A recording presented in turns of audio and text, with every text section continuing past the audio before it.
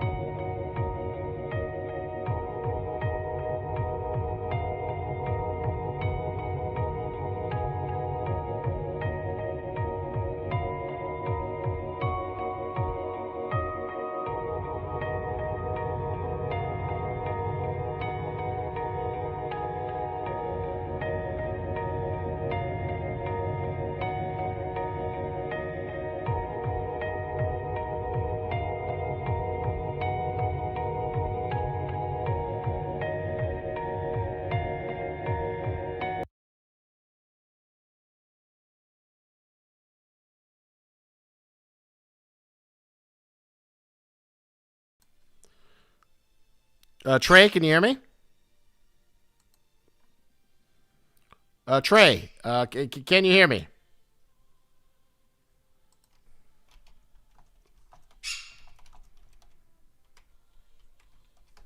Can anyone else hear me?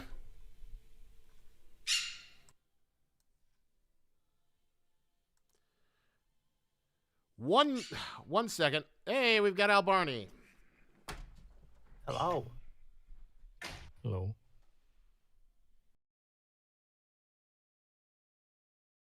I think Isaac is having technical Testing. Three, difficulties. two, one. Oh, Can you hear me now? hey. Hey. Oh. Trey, Albarnie, can you hear me? Hello. Hello.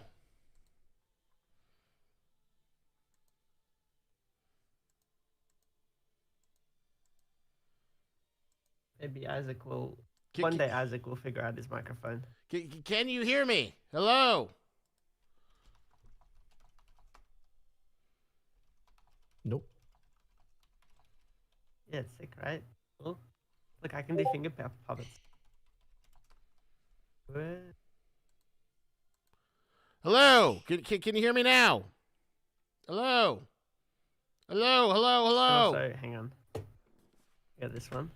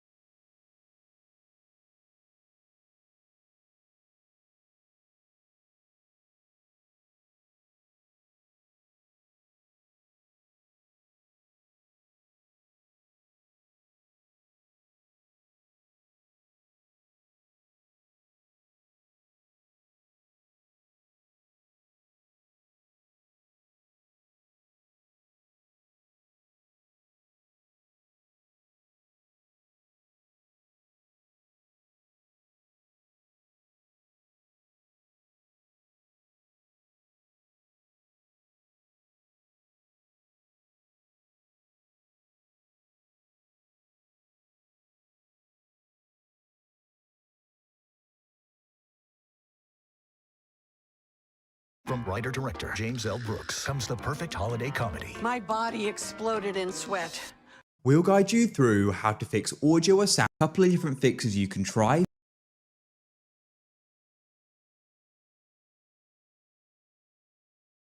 when audio or sound isn't working.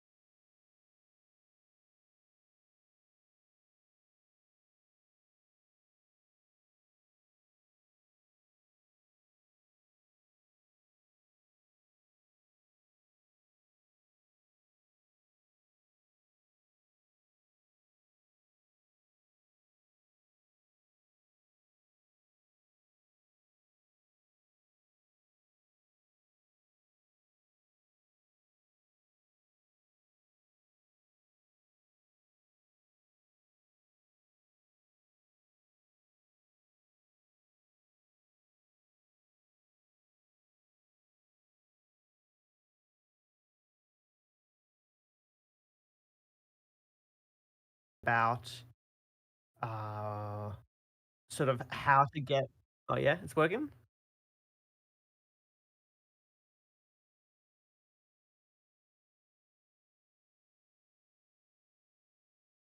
There we go. Yeah, I can definitely hear that now on uh yeah, I hear that now on the stream. So sweet. Yay. Yeah.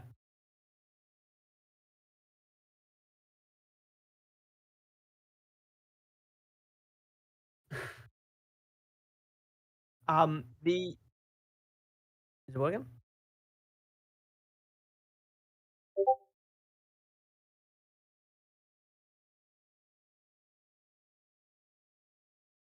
All right. Well, we'll give that a go. In the meantime, so yeah, we were having a lot of discussions. We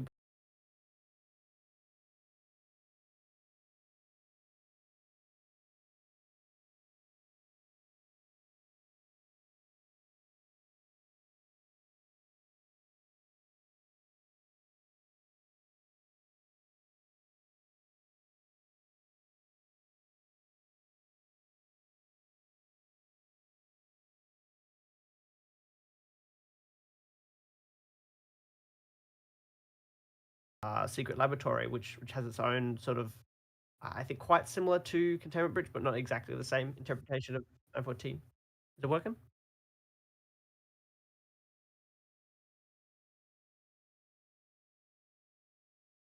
Sweet.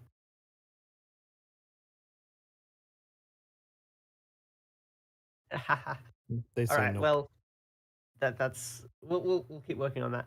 But yeah, so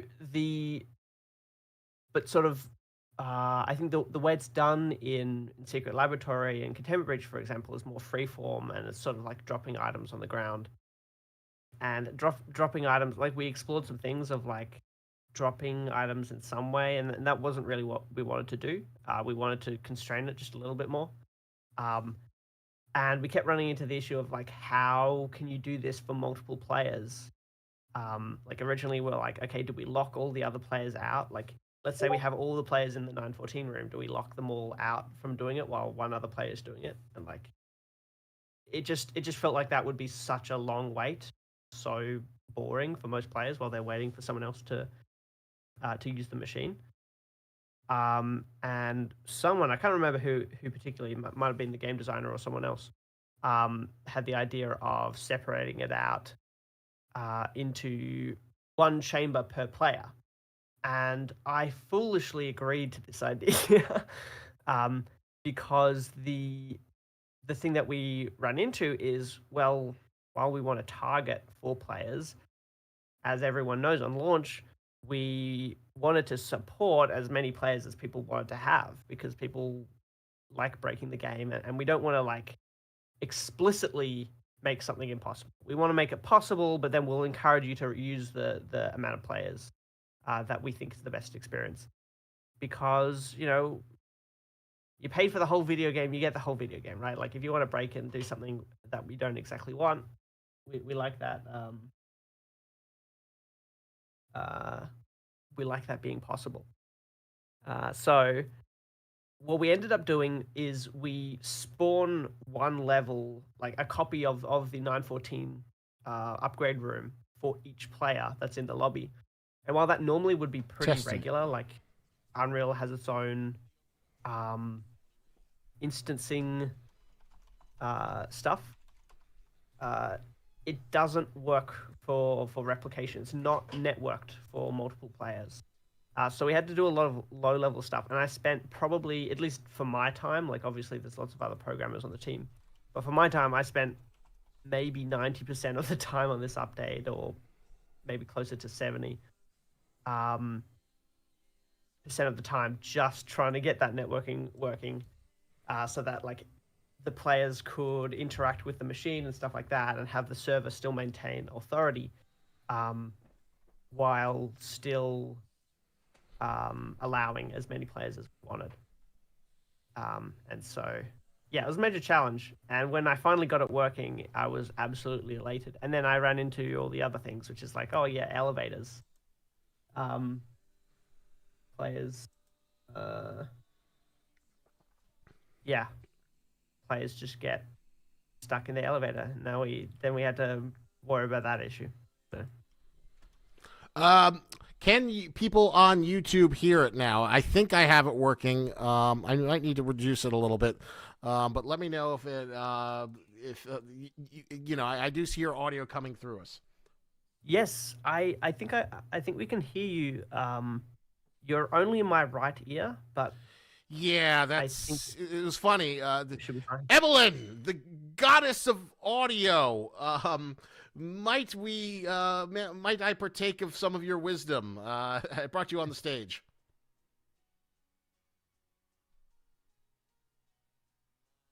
No, apparently. Muted. Now my thing is broken. Fucking sick. Oops, I swore. We tested this earlier in the morning, because earlier in the week, and it worked fine, right? It did. I have no idea what happened. My own research is that because you had to replug something, it just got fucked up. Yeah, because without me like remoting into your computer, I'm not sure how I would be able to fix it with just words. Yeah, I think we might just have to deal with me coming Isaac through one side of your audio. Yeah. At least I'm in both ears. So. But hey, this is a huge improvement over what we had before, so apologies to the YouTube audience, and thank you for Evelyn for coming in here. Maybe we'll do another troubleshoot session, because obviously, I was so excited. We had the music going. It was so badass. We've got your awesome display here. But let us begin afresh for the people on YouTube. Welcome to the Affray Fireside Chat with Trey and Albarnie. You've heard this before in Discord, but you'll hear it again. I am so excited that we have the dynamic duo, Batman and Superman, Naruto and Sasuke, Daffy Duck and Bugs Bunny, whatever dynamic duo of two intrepid people together here to talk about the incredible achievements of SCP-5K, what has come in the past, what has come into the future, what it took to build the incredible Discovery program, and your reaction to the recent 0.17.1 patch. Yeah. You always hype us up. Thank you. Isaac. It's always nice. Yeah, so like I think if people want to, put questions in the YouTube chat or in the Discord chat, definitely feel free, and we'll sort of read those out as they come up. Very curious to hear people's thoughts on 0.17, 0.17.1. And I think it's really interesting to see the reactions we've seen so far. Like, I think we've seen a lot of very positive reactions, and then I think also you see some people who are confused, because understandably we all want campaign content, right? I think that's the meat of the game. but the meat and potatoes, you would. Yeah. Yeah, actually, the next update is going to be we're going to change the visual style completely to being more Minecraft-like. Oh yeah, It's going to become a crafting sim. We're gonna... like the open world update for SCP-5K. Will you be able to harvest meat from the SCP-3199? That's the big question. 319. Oh god, like a massive chicken drumstick. Yeah, exactly. Well, Calliope Stuff asks, have there been any thoughts on reducing the randomness to the test chambers or making it so that it can't cause you to completely fail? Well, if there wasn't a chance of you completely failing, then it wouldn't be much of a test or a challenge, would it? Yeah.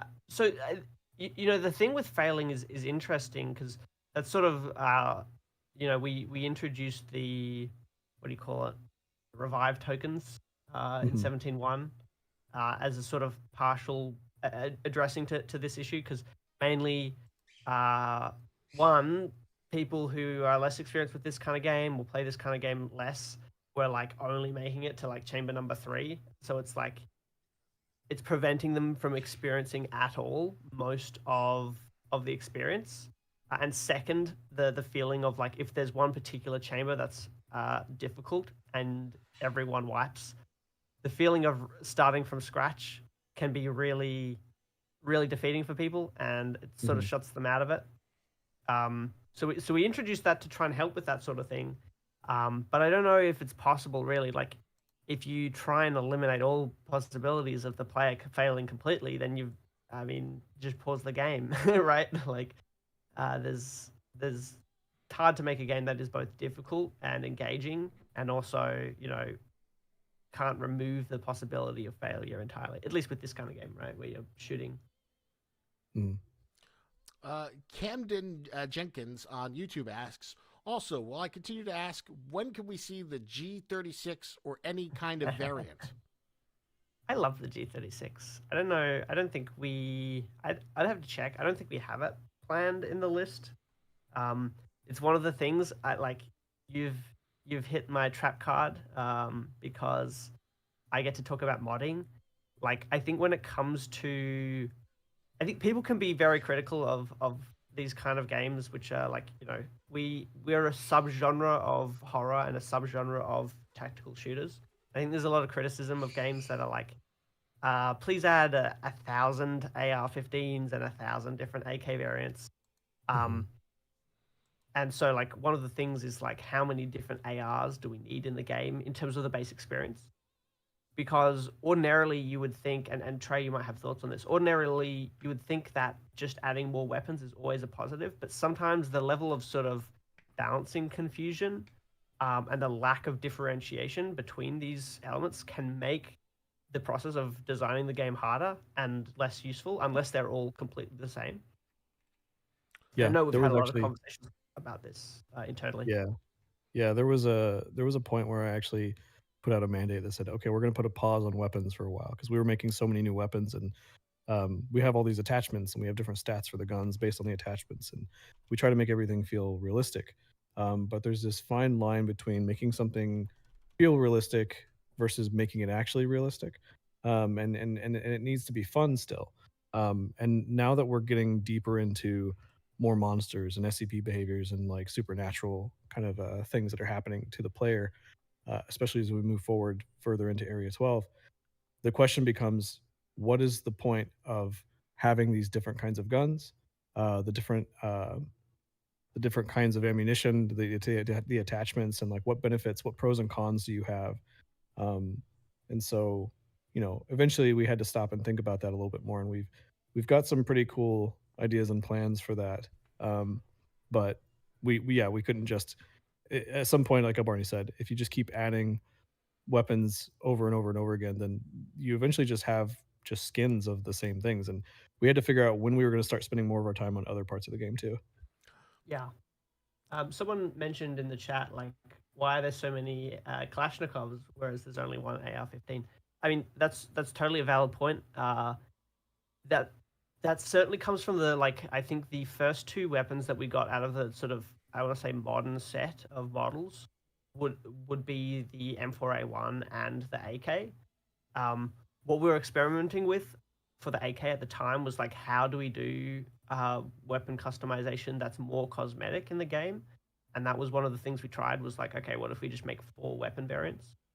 I think probably in the future at some point we will find some way to condense that down a little bit more. You might actually, some of you who have like spent more time messing around in the game might know, for example, technically if you use commands, there's like 6 MP5 variants that you can get. Like all of the technical existing like SD5, SD6, MP5, A5, and A whatever, they all exist in the game, but we ended up removing them from actual access in most of the game because of that confusion. They're all mislabeled. Well, that's Yeah. fortunate. There's a great question here from Tacit that I'd like to answer. Yeah. Yeah. The question is, what can you share that you're planning to improve in regards to the tactical aspect of 5K's core of tactical horror? There's a lot. So some of this will come out a little bit in the updated roadmap. And you'll probably see some near future devlogs talking about some of these new things soon. But we're working on finalizing some core mechanics for the game that are integral to that primary gameplay loop, and what identifies this project as a tactical horror game. Everything we're doing right now for Area 12 is doing nothing but focusing on not just the enemy AI behaviors being improved, but specifically um, kind of cultivating that blend of tactical and horror. Everything's about giving the player agency and the ability to anticipate and make decisions and strategize, where it's almost like you're punished if you don't think before you move into a space. It'll be a lot harder if you don't strategize and try to think tactically. But we're also trying to make sure that there's enough ambiguity to the information that you have to assess the situation before you move into it, that you still feel vulnerable, and there's a level of anticipation and tension that comes with that keeps you on the edge of being able to experience the horror of those encounters when they happen. And there's a few ways we're doing that, by how your equipment functions and how it reacts to the anomalies in general, which I'll explain another time.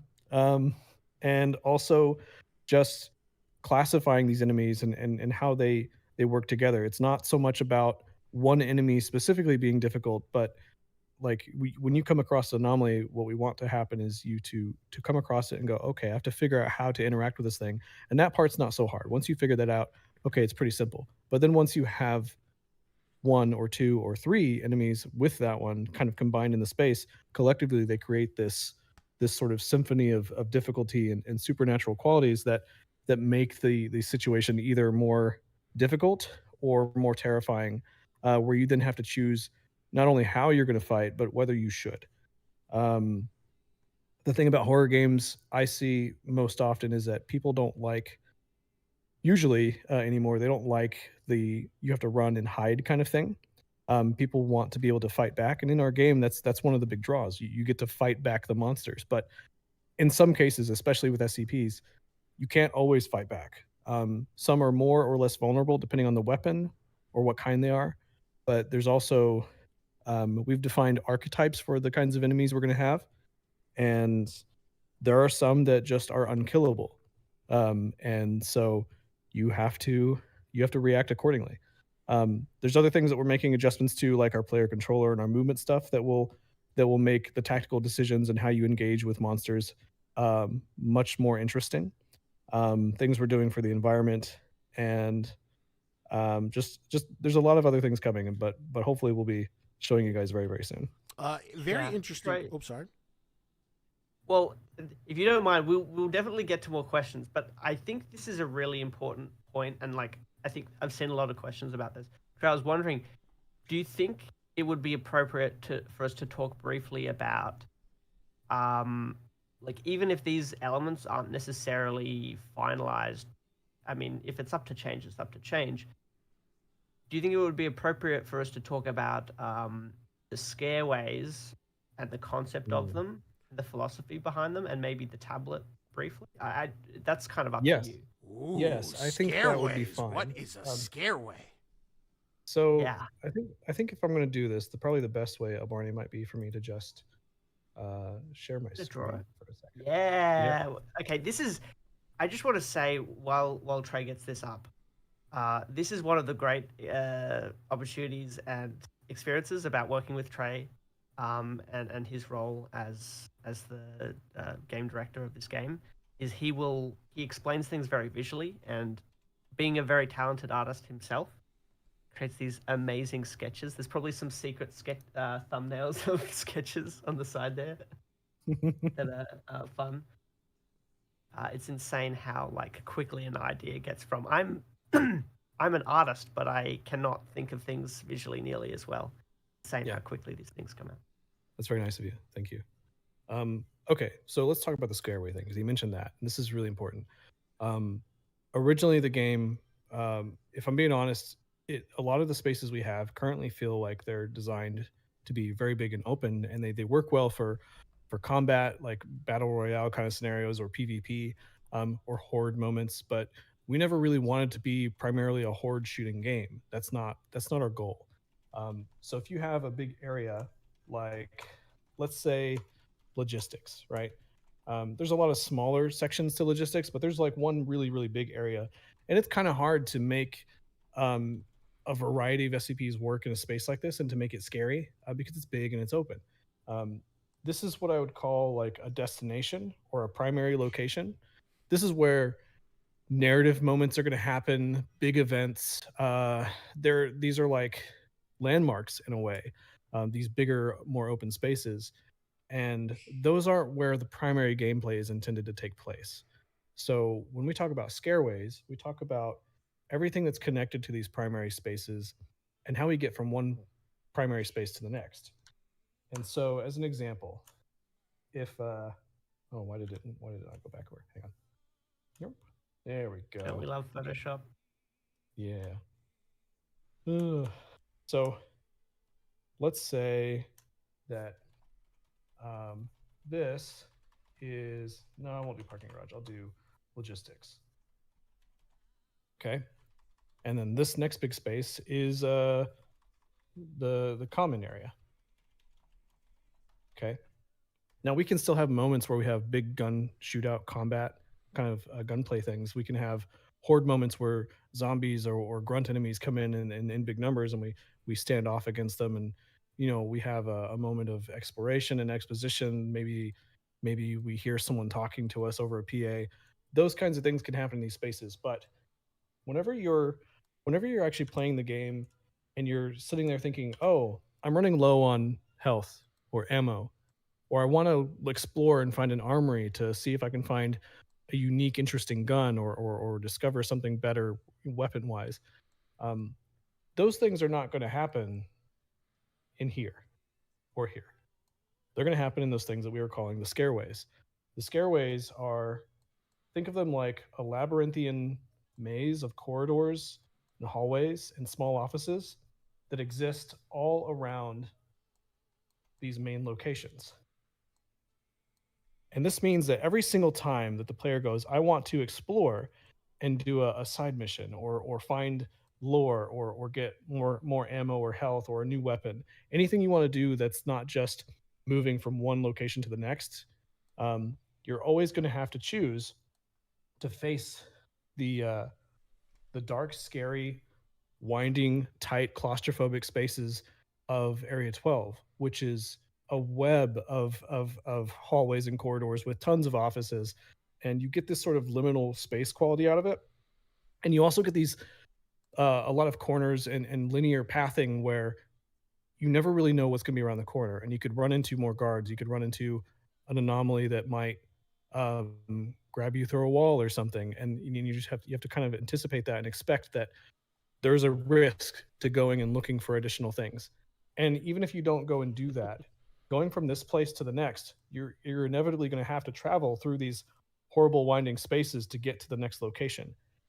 And so these scareway areas are always around all the big locations on all sides. And it means that all the tactical and the horror stuff happens in those scareways, and that's where emergent gameplay happens, and you have randomization elements. There was something you want to talk about specifically, Albarnie, that was in relation to this. What was it? It was the Yeah. what was the thing? I mentioned the tablet, but also Right. I'd love for you to explain where the term scareways comes from as well after that, because I think it's really fun if that's something you're wanting to share. Did you learn it from GDC? No. No. So I have 15 years unofficially and then 10 years officially um, doing live events that were interactive horror theater, which is just, haunted attractions or escape rooms, things like that. And so I would design these and build them, perform in them, even direct them, produce them, whatever. And I did that for a long time. I owned my own business doing that before I came here, because I always wanted to do concept art and get into games. Wait. I'm sorry to interrupt, but you got to give us like a brief 5-minute explanation of your scareway haunted attraction life before getting into game development. Yeah. I mean, but that's what it is. Because like what I was going to say was, most haunted houses are kind of just scenarios that you walk past and you see them. I did mine very differently. This was back before interactive extreme haunts existed. I wasn't the person that invented it, but I was definitely among the first shows that was starting to push things this way. Um, everything was people were trained for months before the events on improv. You always felt isolated. You never saw people before you or behind you. There was fake blood, and you'd get it on you, and you'd have to sort of solve puzzles. Most shows in the haunted house space were always designed like what people were familiar with, which was movies or slasher films specifically. My frame of reference for horror was video games. So I designed real life experiences based on things like Dead Space or Silent Hill or Doom 3 or whatever, and those were my frame of reference. And so I actually remember going to a trade show for the haunted attraction stuff and talking to some guy there that was much older than me and more experienced. And he asked me to tell him about my show, and I explained how I was doing it. And he said, "That's insane. You can't do that. That's not practical." And I'm like, "Well, we do it." It's to his not credit, real. yeah, to his credit, the choreography was intense. It was very, very, very difficult. But it's why I feel confident here. Being able to make the challenge is, most people say you can't make a multiplayer game scary. I disagree. Because we have more control in a video game now than I did in a show where I had real people that I could never predict. So what we had to do is we had to use psychology, and through the show, we would make it feel like there was no control, but everything was controlled. And we would condition them to behave and think in specific ways throughout the show so that it was easier for us to predict what they might do, and then have different scenarios play out depending on what those responses might be. And so we're starting to do that with the game now. And we did this in the shows with things we called scareways. So in the show, we would have the set, and then there would always be these sort of backstage areas that no one could see, where we were monitoring and watching what would happen. And all the actors moved through these spaces, and they would come in and out, and we would be able to do things in a way that made it hard for not the players, but the customers to understand how we were doing it. And that control and that system being called a scareway is what we're kind of bringing here into a video game space now. So it's kind of funny. Haunted house designed like a video game, now being used as a reference to make a video game in a way, which is insane. Yeah, Trey's actually H.H. Holmes. That's probably true.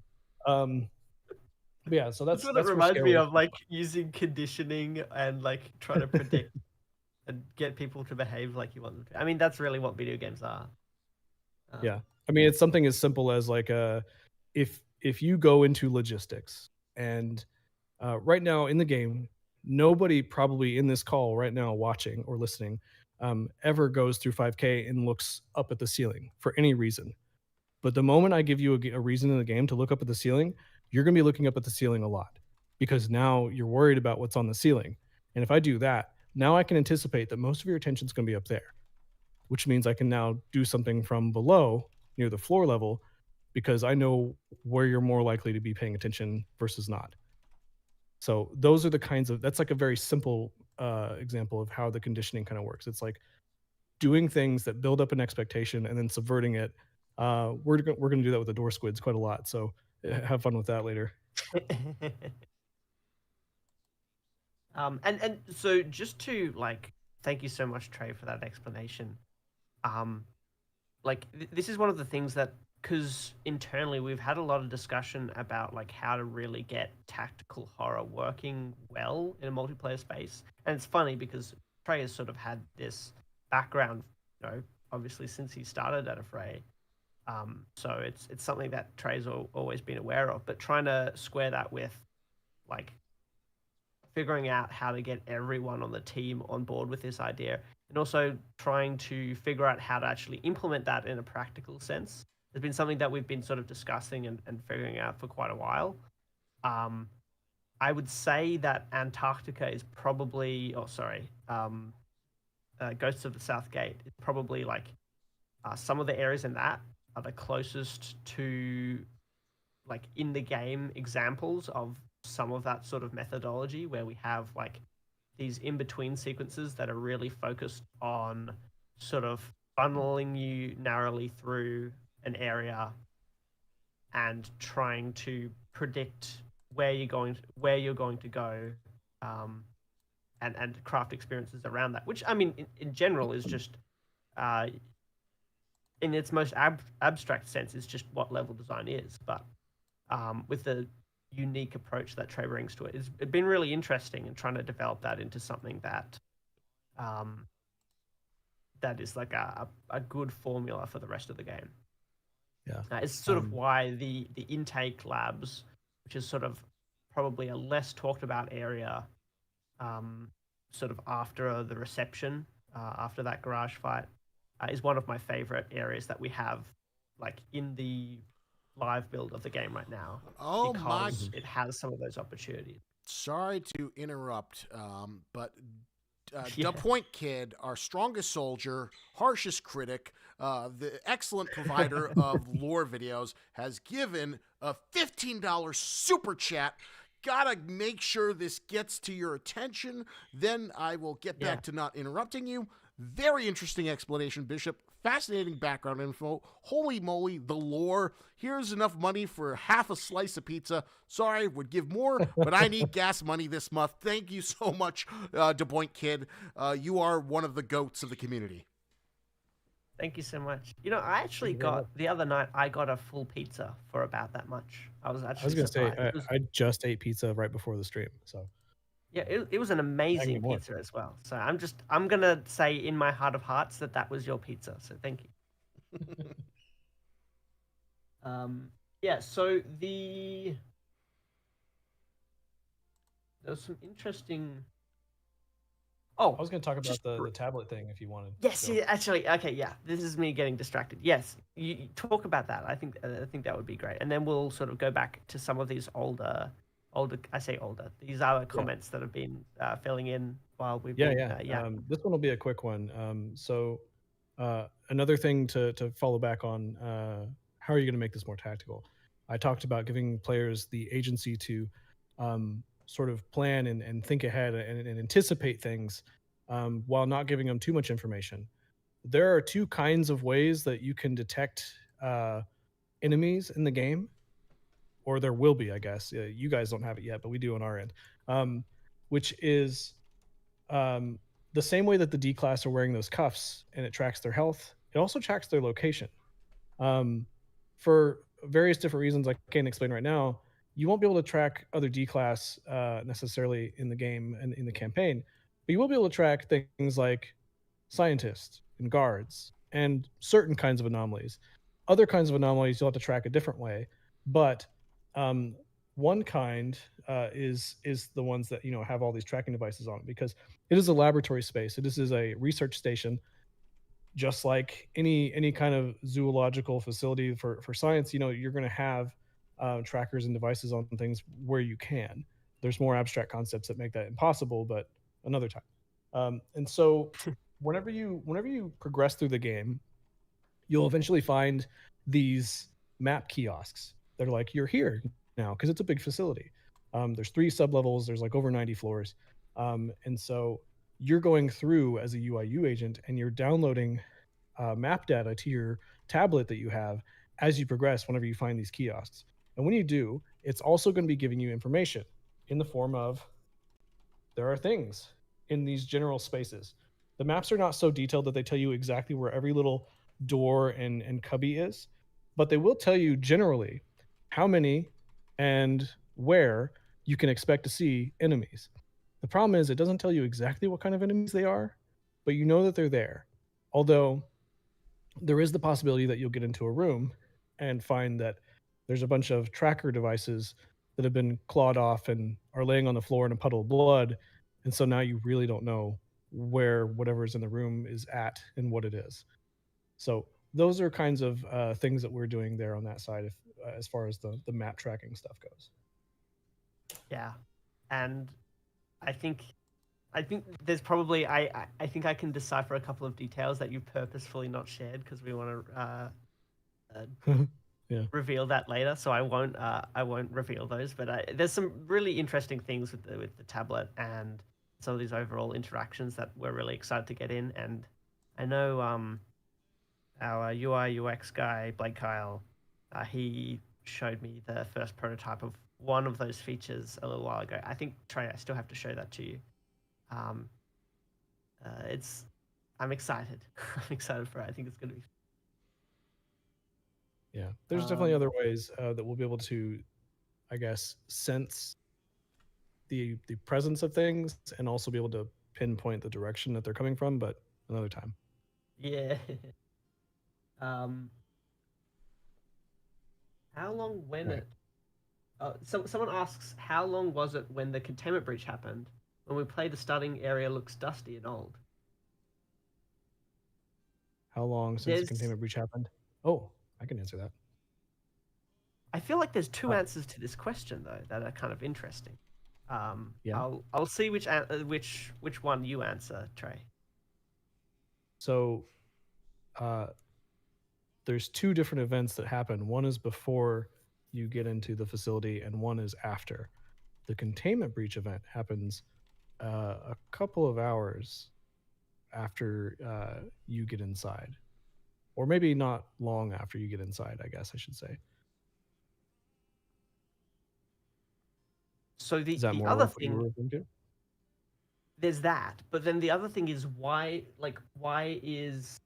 are some areas old and dusty in the, which I guess there's 3 answers total, because there's multiple different reasons why areas are either in disrepair or abandoned or just lacking maintenance in Area 12.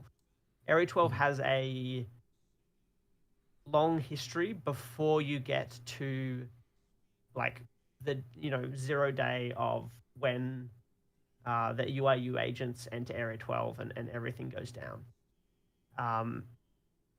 I know there's a lot of things that like probably Trey, you and Gabriel don't want to reveal too early and sort of spoil the fun, but that's been one of the really fun bits for me is reading the stuff about how various stuff happens and how that is associated with the state of the environment in Area 12 and the different stylings of different areas.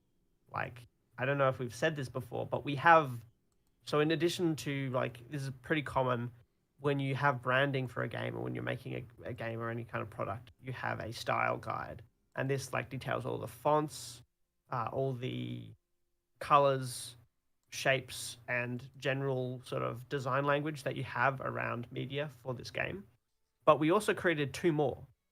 There is one that we created for the game, for our internal use, and there is also 2 more that we created for Area 12. And they detail how signage works. And to be clear, we don't actually follow all of these rules right now. This is something that we'll have to iteratively sort of refine to make sure that we're following these style guides. But Uh, it details, how Area 12 is supposed to do its signage, its sort of space language, how it shows you how you get around. All of this stuff is like in a really beautiful looking document. It's awesome. Um, Mhm. yeah, it's so cool. I nerd out about it. So I have it on my in my downloads folder, and every now and then I just open it up and look at it. I Somebody was don't think asking, Trey is wearing. Someone asked if you're wearing the D-class suit right now. I don't- it takes a lot of effort to put on. look at me. Look at me. I am the D-class suit now. That would be really funny to have you like the VTuber D class and then the IRL D class.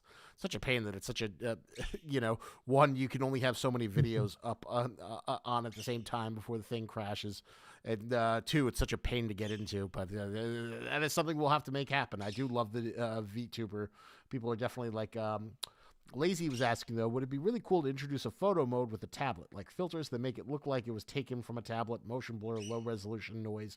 Technically, there already is a photo mode. I guess, would it be practical to add that into the tablet so maybe it's a little bit more direct rather than the Control J that gives you the photo mode right now? That's an interesting idea. I suppose you mean like holding up the tablet and taking a picture like with an old iPad. I don't think we have like a list of things that we need in the game, and regular project management stuff. And so there is a list of things that are needed for this game to be finished. And so we try not to add things that we don't need to this list, because then the game takes longer to create. And that's like the common thing with early access games, but even just with games in general, is the idea of scope creep. If you add even small features over time, the game just goes on forever.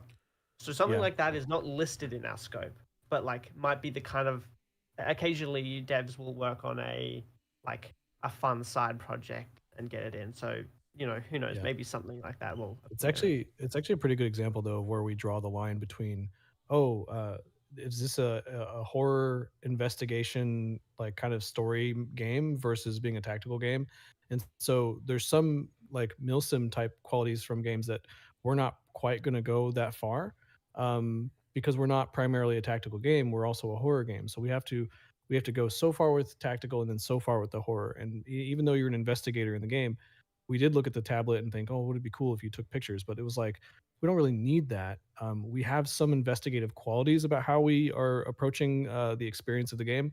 But the furthest we took it was whenever you find like a physical document in the game, the assumption is that you've taken a photo of it with your tablet. So when you discover it, you'll see a what looks like a photo of it in your tablet, so you can see the physical document and carry it with you, versus the digital ones that you find and download from various other places. Yeah.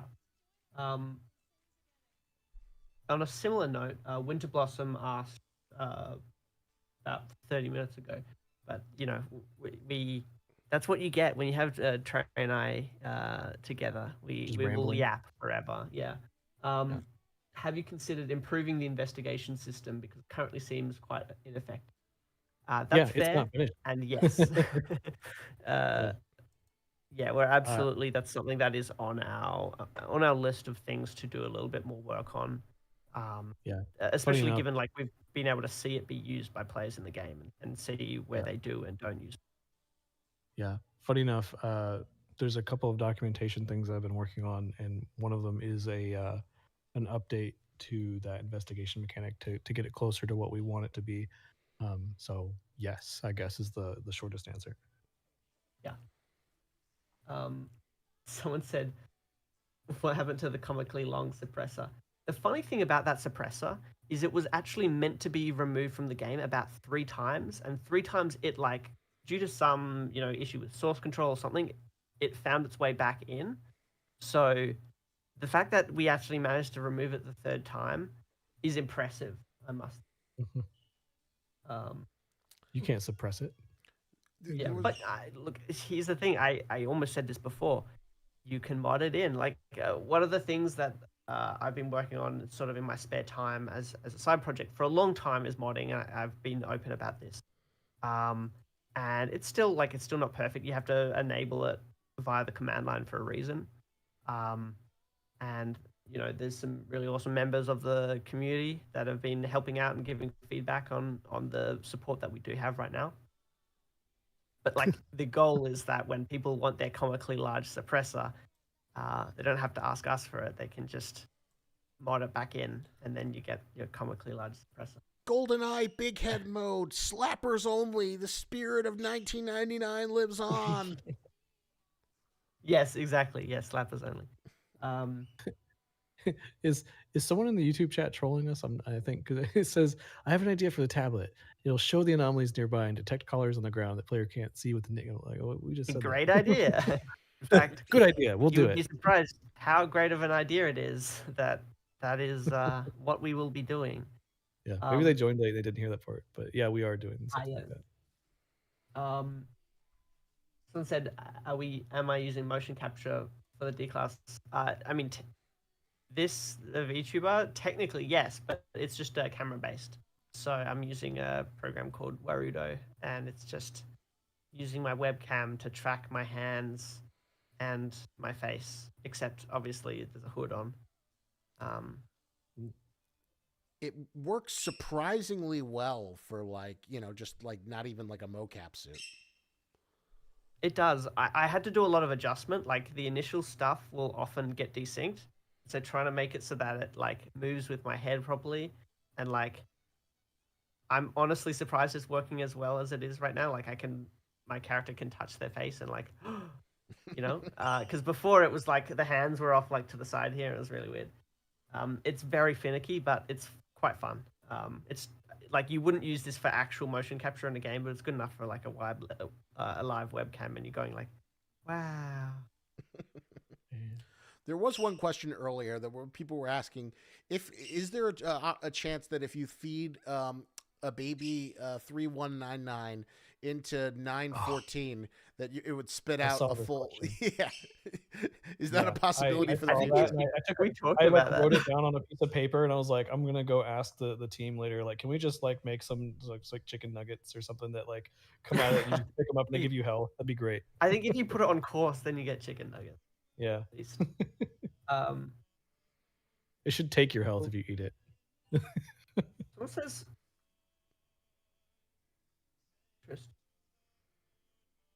Someone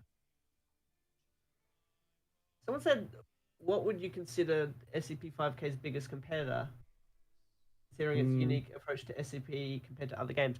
I mean, the thing we're trying to get around is we don't really want people in the SCP space to approach each other as competitors if we can possibly. Like, obviously there's a natural thing of like competing for attention and stuff like that, but there's and people who have been around in the SCP game space for a while be very familiar with this, but like there was a thing for quite a while where like there's definitely a lack of maturity in the space of SCP game developers, and it's very counterproductive.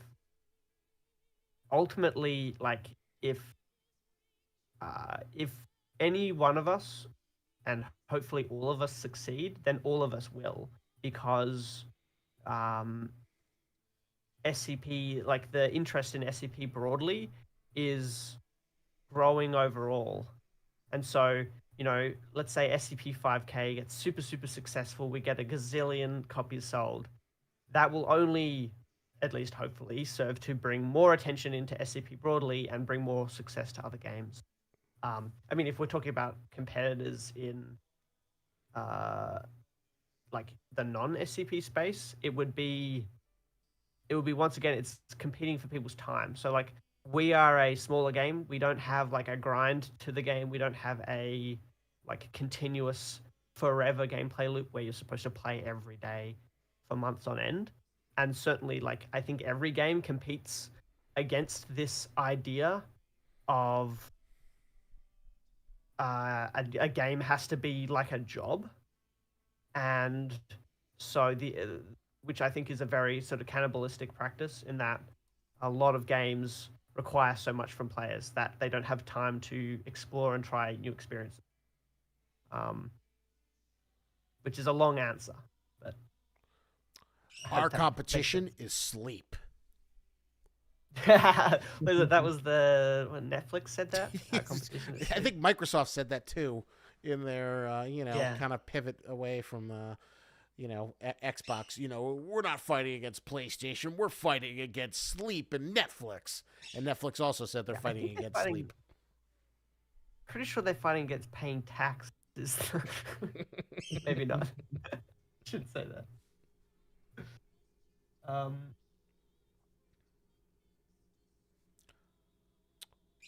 We ever get to play as the Foundation?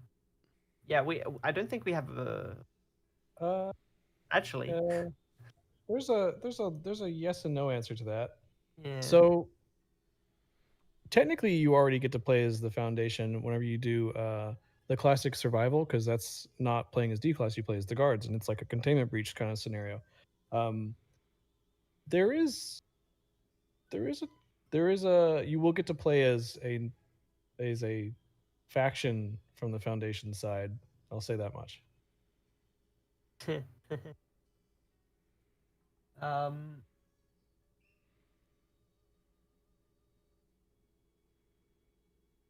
Looking down. Interesting. My body's a machine that turns 1-to-1 plus S plus the LAMG into Baby 3199. That's lovely. It's too true. Oh, someone asked about voice player character. Is that something you want to talk about, Trey? Yeah. What's the exact question? It says player characters' voice lines, such as engaging, suppressed, injured, or spotted special enemies, etc., make the game more immersive? Question mark.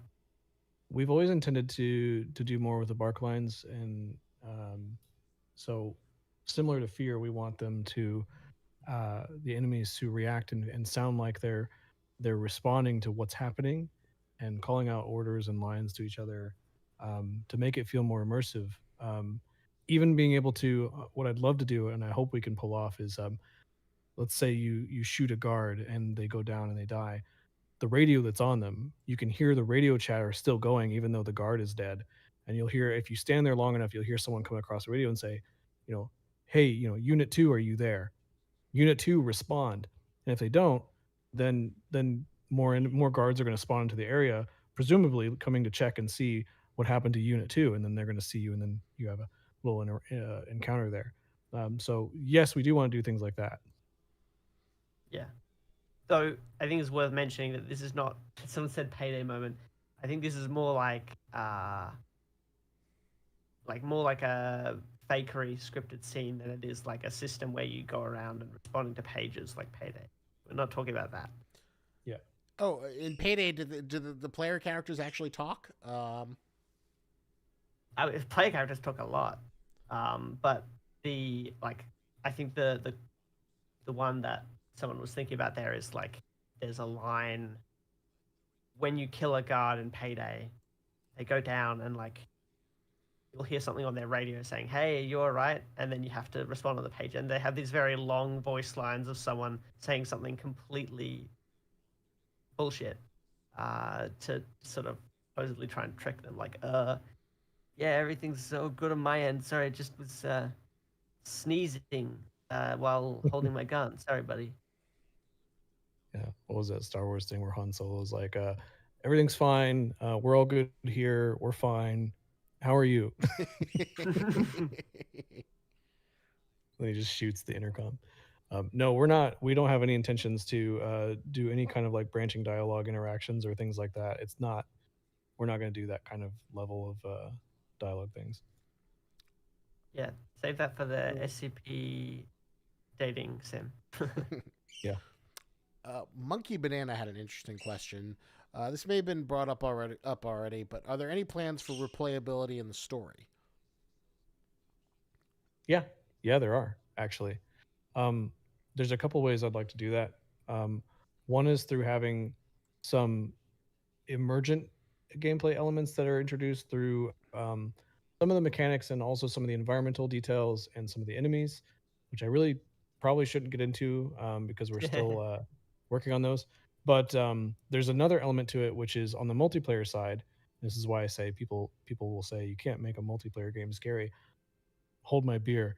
I've got an idea that I think is going to be interesting that we're going to explore that will hopefully make, even though it's a narrative linear campaign mission, even being able to play that multiplayer or host your play session on a server where other people can just jump in that you don't even know. I think I know how we're going to make that a lot more interesting and engaging in a unique way. A good way. My Yeah. favorite. Yeah. Yeah. If we were sitting next to each other, Albarnie would be kicking me right now. He'd be, "Shut up." No, I wouldn't be kicking you. I'd just be like, What's that gif? Oh, it's hang on, I got it. One of my favorite someone ones. someone asked, I love that. Someone asked, will we get to disguise ourselves as a Foundation member and breach an active facility and sabotage it within, rather than shooting our way through? Probably, I mean, definitely not for 5K.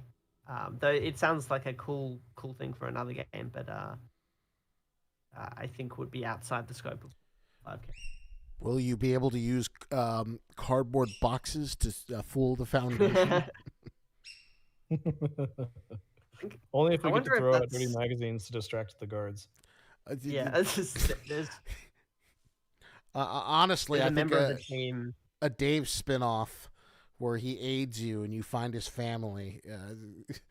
There you go. That'd make a great 24-hour game jam. So, a lot of people keep asking if we're going to bring Dave back, and I keep trying to tell everyone he's coming back. Trust me, he is relevant. He is important. So don't worry. You will get your Core fill. game element. Yeah. Someone asked, why isn't there height over ball when ADS, but there is when hip firing? This discontinuity pisses me off. So here's an interesting thing. You can turn that on in a gameplay config. We have it turned off by default for sort of, I don't know, like making it easier to understand. Because we're like this intersection between tactical and SCP, height over ball was one of those things, especially early on, like back when we had light shooting as one of the mechanics, we ended up scrapping that. But like, if you're too close to something with height over ball, you shoot at it and the bullet goes underneath it, and it felt weird and was hard to communicate that that's why it worked that way. You can turn that on though in the gameplay config. There's a thing in the game, and we'll make this easier to access for server owners in the future, but you can turn on an option that enables height over bore and some other things through game configs, if that's the kind of thing that you like. But otherwise, it comes out of it doesn't come out of your eyes, but it comes out of the scope in the direction of the barrel. So if you're moving your weapon around, the bullets still go off in different directions, but it's coming out of that point rather than the barrel. So it's similar to Insurgency Sandstorm, but not quite the same, because in Insurgency, it's always coming out of the center of your screen if you're ADS. Even if your gun is rotated off to the side, it's still going to go out the front. Everything that the gun moves around while you're ADS in that game, I'm pretty sure is visual. Whereas in our game, it's sort of halfway in between. I like the nugget machine that Trey's drawing right now. Oh my god, that's terrifying. This is what really goes into your chicken nugget. When we put out the art book, there's gonna be so many little like weird notes and sketches that you guys are gonna see, and you're gonna really think different about us when you do. Yeah. Oh, there's the amount of stuff that happens to the baby chickens. Okay, actually, baby chickens sounds like we're talking about actual baby chickens. The chicken 3199 babies is horrific. And it was fun to implement the throwing mechanic though. Someone asked, why is merch so expensive? I just Trey. think it's like the cost of like how much it costs Tariffs. to like produce it. Inflation. there might be an aspect of tariffs. I actually haven't checked how much that's impacting them, but I think the main Most of it's the shipping. The shipping has been outrageous for a while. yeah, that's something that where I know, Trey, you've been looking into alternative ways for our merch store to function, so that there's a little less. Because like a lot of the services that are out there do print on demand, which means you can have lots of different variation. But the problem with print on demand is you have to print it when someone buys it, and then you have to always ship it. You don't have any local warehouses, which means it's always shipping all the way from China or wherever they make that's the original shirt. That's the curse of like merch. There's like you either buy it in bulk and hope to pray that like you got enough people to sell it to, or you mitigate the risk, but you have print on demand, which is a much higher shipping cost. Yeah. So there's certainly we're certainly exploring alternatives because people have talked about the merch cost, and we don't want to. First of all, we don't get most of that because of like shipping costs and stuff like that. I mean, we get an amount from it. I can't remember, but like we want to make it so that it's both better value for people who want to get merch, and also like less is just going to shipping as opposed to actually supporting the development. That said, we do very, very much appreciate people who buy merch. It's really awesome, and it does help us. It's just one of those things where like we always want to make it better, especially for those who are choosing to support us extra. Interesting question from one X owns. Question: currently, suppressive weapons produce same amount of noise that unsuppressed ones do. To the AI, no difference. Will there be a system implemented in the future, stealth mode of some kind?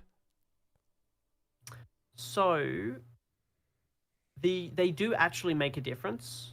It's just that and this might be something that we modify in the future, but essentially it does reduce the distance, but it's the kind of thing where it goes from the distance being like 100 or 200 meters down to being 20 to 30 meters. So if you're close by, they'll still hear you, and it will change how aggroed it makes them because of the noise difference. But it's enough that still shooting a suppressed weapon nearby something, they will still be able to hear you, which is, while it's technically realistic, we'll certainly be probably doing balancing passes at some point soon, at least development-wise. I don't know if it's going to find its way into a build soon. To to adjust that sort of stuff if need be.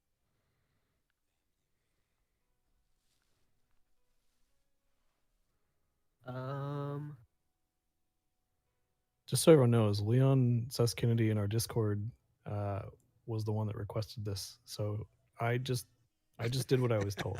Oh my god. Or AB3199. So here's the question: which restaurant is that 3199 going to? Are we getting it at McDonald's, Wendy's, or Burger King? Let's see what the people think. It's all the same.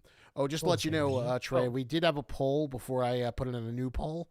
How much would you pay to get into a Trey-made 5K haunted house? 25% voted for $25.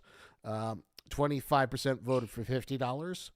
20% voted for $5,000, the same price as the Star Wars hotel.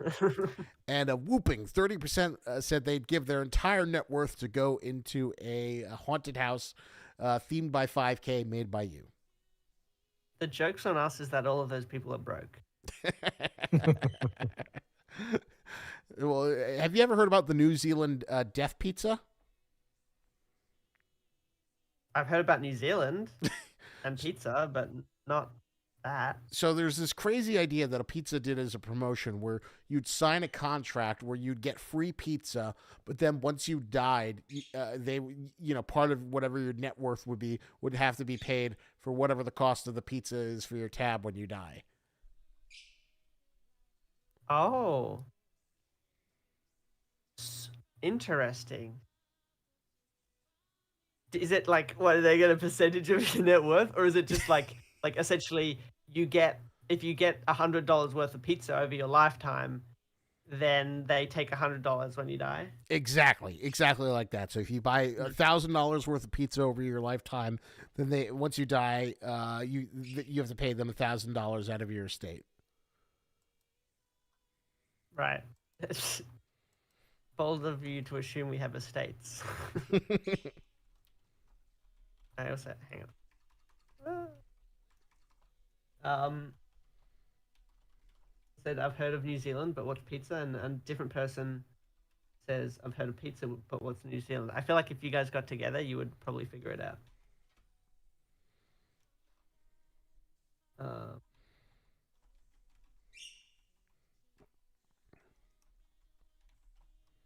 I'm just looking through. This is a stream, TJ. By the way, that's a very old comment. I was really high up. Let's answer some of the questions from the YouTube chat because we've mainly been answering Discord ones. TJ asked, will there be many more stationary SCPs added to the game? I can think of at least a couple, like non-moving ones. Yeah, there'll be at least a couple. Yeah, even some that are technically not moving, even though they are. I'm trying to think of which one you're referring to. That's a good. That's a good slight hint because I didn't even get that. Oxerowin's had. Yeah, I see what you're saying. Yeah, okay, yeah, fair enough. Oxerowin's had. What did you do with your camera? Oh, it's the Albarnie first-person cam. I don't want to flood comments, but I have to ask: will there be other areas in the campaign besides Area 12 and other factions besides FBI, UIU? I'd like to see FSB and Russian portion of the SCP fund. So we have a couple of other factions that you'll see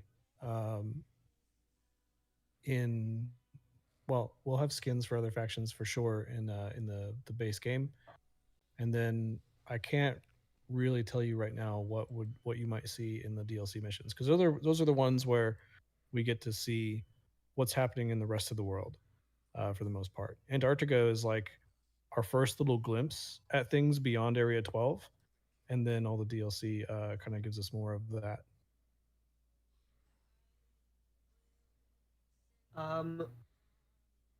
Yes, the fun thing is we've actually made most of those skins already. They're just not in the game yet. They look there amazing. was a similar question on there about like the MTF units, like if we'll see any MTF or fight them. Yes.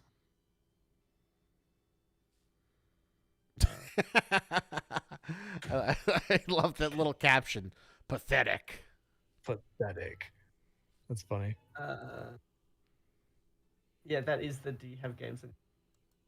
Not all the D-class are friendly. Zahar. Someone asked, could we include a list of known issues in the bug report that allow people to see which bugs haven't been noticed? We do have known issues with each patch notes that we put out, but those aren't always easy to see. It's like the most like let us see this list so we can know that you're doing your job. I think it's more so that they know whether something needs to be reported. So they say. Yeah, that would be helpful.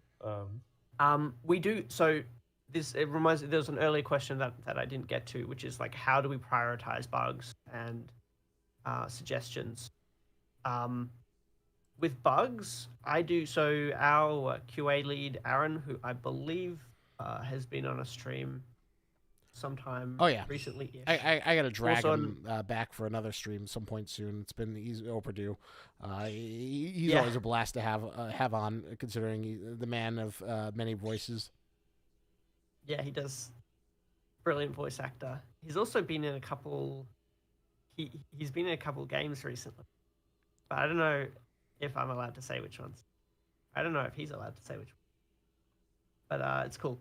Um, the Oh yes, so I do a like sort of what we call a triage every week with him for the programming bugs, and similarly, other team leads will do triages with him of the bugs, and we prioritize them based on whether or not we think they um, are a complete showstopper for all players, um, can block progression, or majorly hurt the experience for some players, and then it sort of goes all the way down to things that are minor cosmetic issues. And so the reason, for example, a minor cosmetic or animation bug might get through multiple releases is because we're prioritizing our time on the bugs that either break a major feature that's included in an update. So it's we don't want to introduce a new feature and have it be completely broken, or block progression entirely for some players. So we kind of try and prioritize it that way. But those bugs do stay in the system, and we sort of get to them over time. And those of you who pay attention to the patch notes will probably have seen some of these bugs. Like one of the ones in 0.17.1 that we got to that I was particularly happy with is a bug that had been plaguing us for years and years and years, which is that navigation wouldn't update, say a door opening, a shutter door, or a wall falling down wouldn't update the navigation if you're playing on a dedicated server. And so there's a lot of issues like that we sort of look at when we get some time that we're not working on features, and we try and get through them like that. But we might at some point consider doing some sort of more public bug list. It's just hard to, for example, if something goes from being an internal tracking tool to being a public tracking tool, then the quality of information and the standards have to be much higher. And we have to be much more careful because this is something that is almost like a product, or part of the product of the game, as opposed to if it's internal, it's just, it needs to have exactly as much information as we need to make sure that the bugs.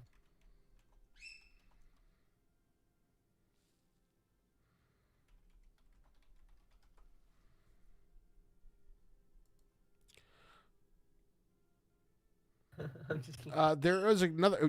The Point Kid has returned. Somehow, the Point Kid has returned.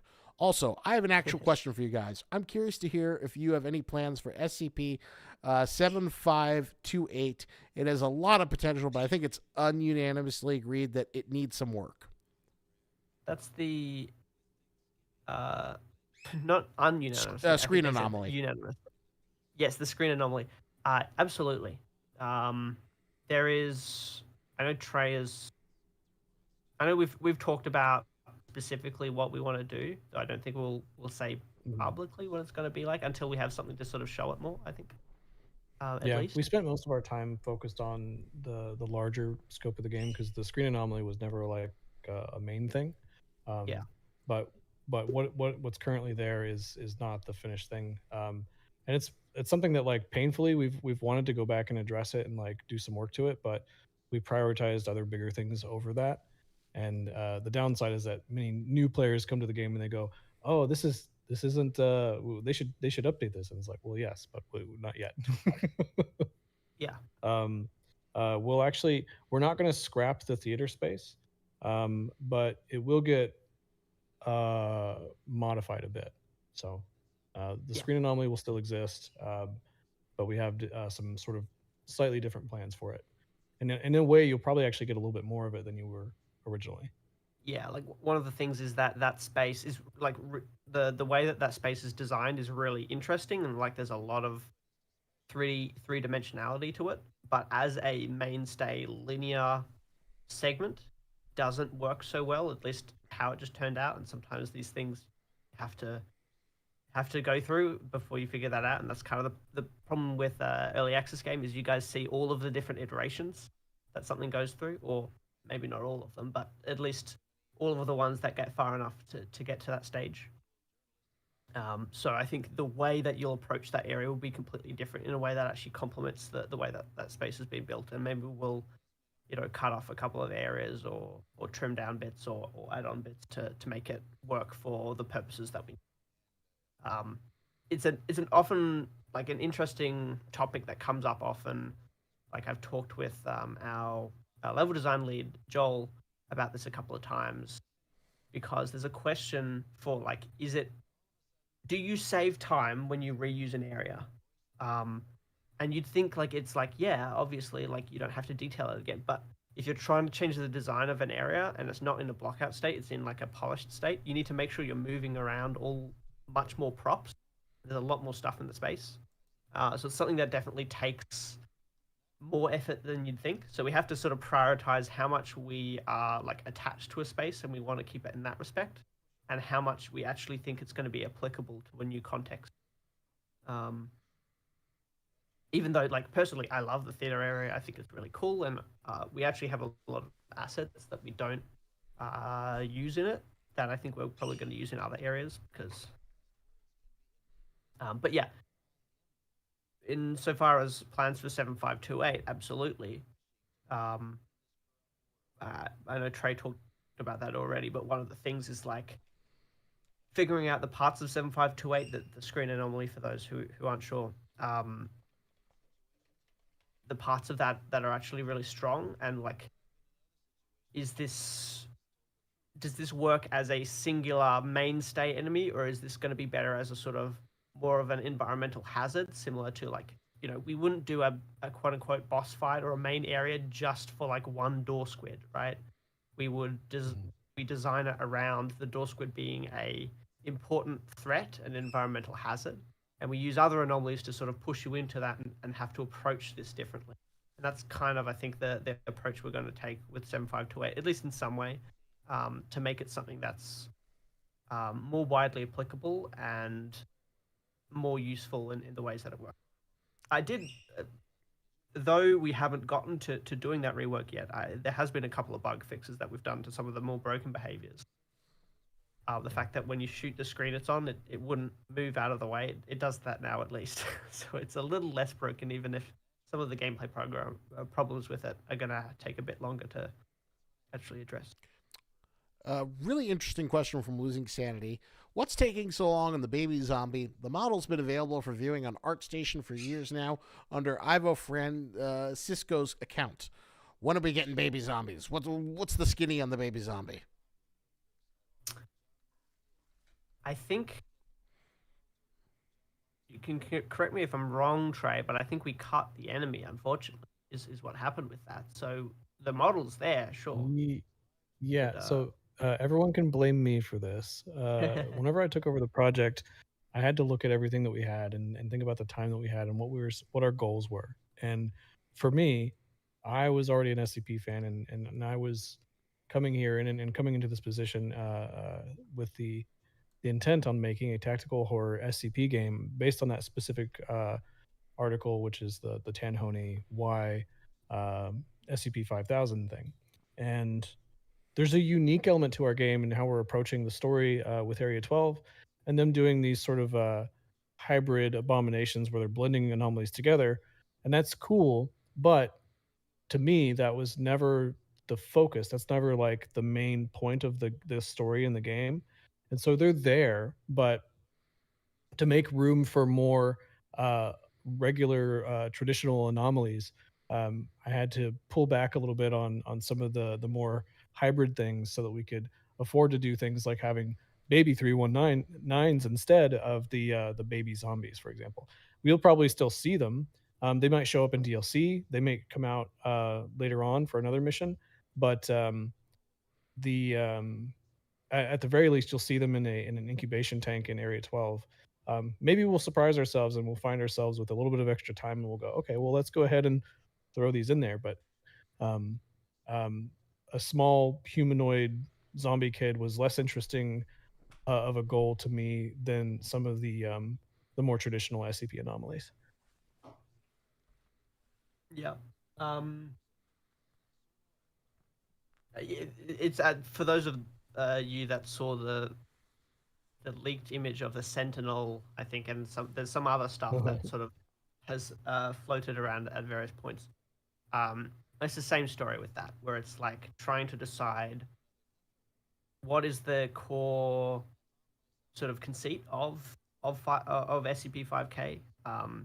How much is it focusing on experimentation on SCPs versus creation of new things, Mhm. and how important are various things to the story. Yeah. There's it doesn't mean that they're not important. There is an important thematic element that makes them necessary to exist, but they're not the primary thing. Yeah. Uh, And the should thing I? is, like, when someone's asking about this, and you can say whatever you want, Trey. I'm not gonna. um, well, I was gonna say, at this point, I don't think it hurts anything to show the Sentinel since it was leaked before a long time ago anyway. Yeah. And we're definitely saying we're not going to use it. I have lots of artwork for it. Oh, there's one of my favorite. You know the one I'm talking about, Trey. Are There's we an sitting down? Yeah, the one where he's sitting down. I don't think Yeah, people yeah, have seen yeah. that one yet. But these are things Yeah. that, like, when the art book comes out, you'll have this stuff. But, like, Here you go. yeah, that one is amazing. I Sentinel. love that art so much. Yeah. And so yeah, like there often ends up being elements that just don't get used, even though the art behind them is amazing. That is the story of game development, and Yeah. it's beautiful. Well, Yeah. here's my There's question: Who would win in a fight, Big Mhm. Daddy or the Sentinel? Sentinel. Oh, actually, maybe I'm not so sure. I feel like it's hard to say because it's weird to say doing power scaling between something that doesn't exist and something that does exist in a game is There was I have another sketch of a Sentinel somewhere that we never posted anywhere. And then there's another old size Z monster that we concepted once, but we stopped it at that point, and that's when we were like, we need to focus more on the SCPs. You mean the and it's Illuminator one? I think it was called the Exterminator. Yeah. The names Yeah. are I like didn't how name the it. Resonator was gonna be someone. The first pitch for the name of the Resonator was the Killer. Yeah. Yeah, the experiment. I love that concept. It was very cool. It's like a liquor or Yeah. something from Yeah, Resident Evil. I can put that here while I'm looking for that other Sentinel drawing. But this was another scrapped size Z kind of thing. Yeah, very cool. The face reveal of me. Oh, that's my face. Yeah, that is sure.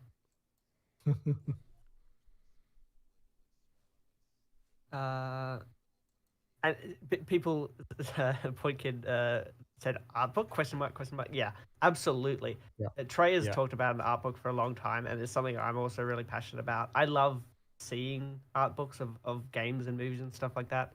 But I think it'd be awesome to show how much, especially because of the long history of 5K and how many different ideas have not made it through. Like we have a page on Mural or something like that where we have all of the concept art in the game of everything.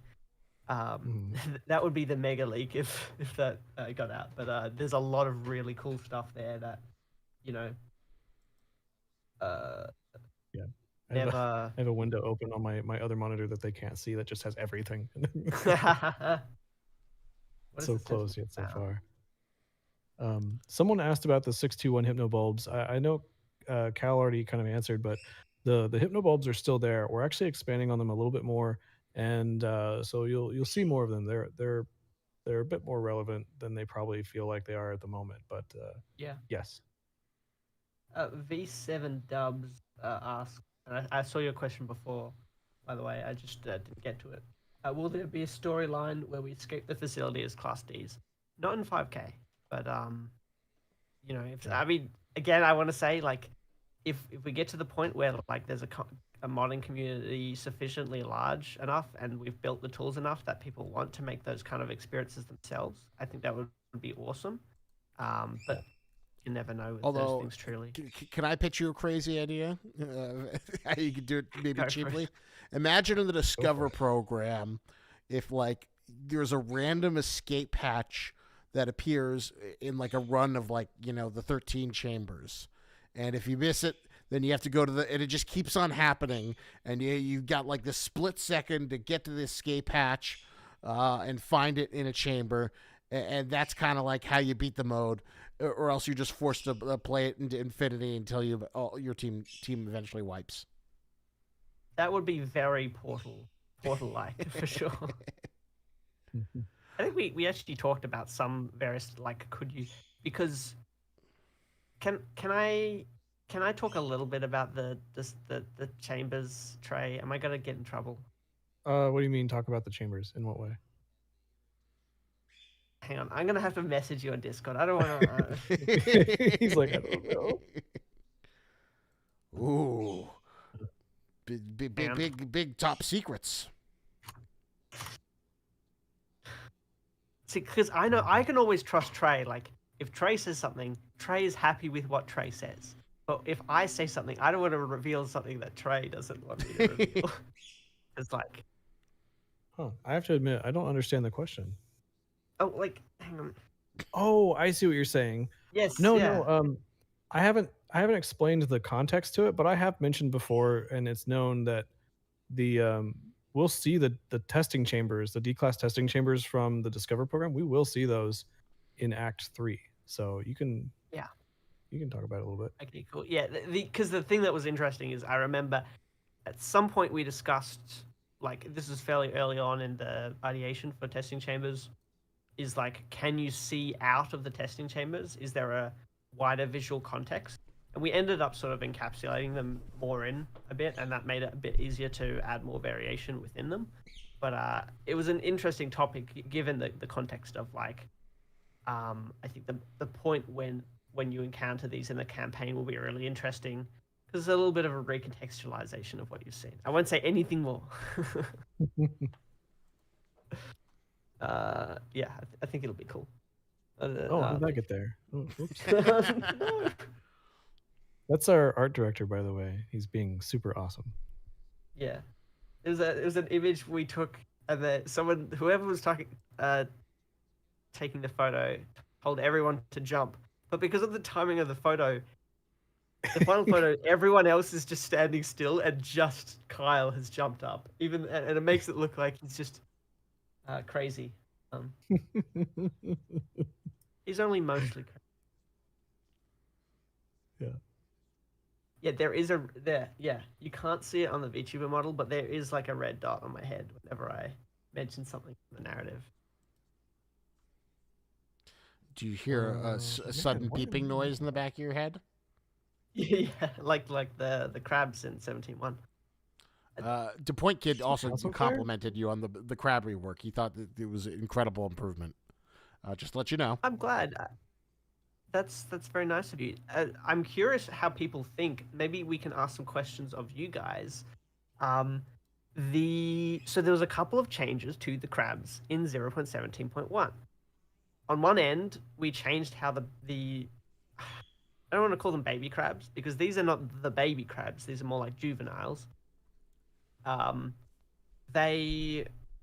We changed their speed and attack patterns and amount of damage they do a little bit, but we also added the exploding crabs, and this has been something that Trey has wanted to do for a long time, and something I got the opportunity to sort of prototype actually a little while ago, and so we more or less just sort of prettied it up and made some. I modified some of the effects that the wonderful Charge, who has done most, if not all, of the VFX in the game, to sort of make it like a big blood explosion. And there's a lot of fun, but I curious to know how people feel about the presence in the game and how it turned out.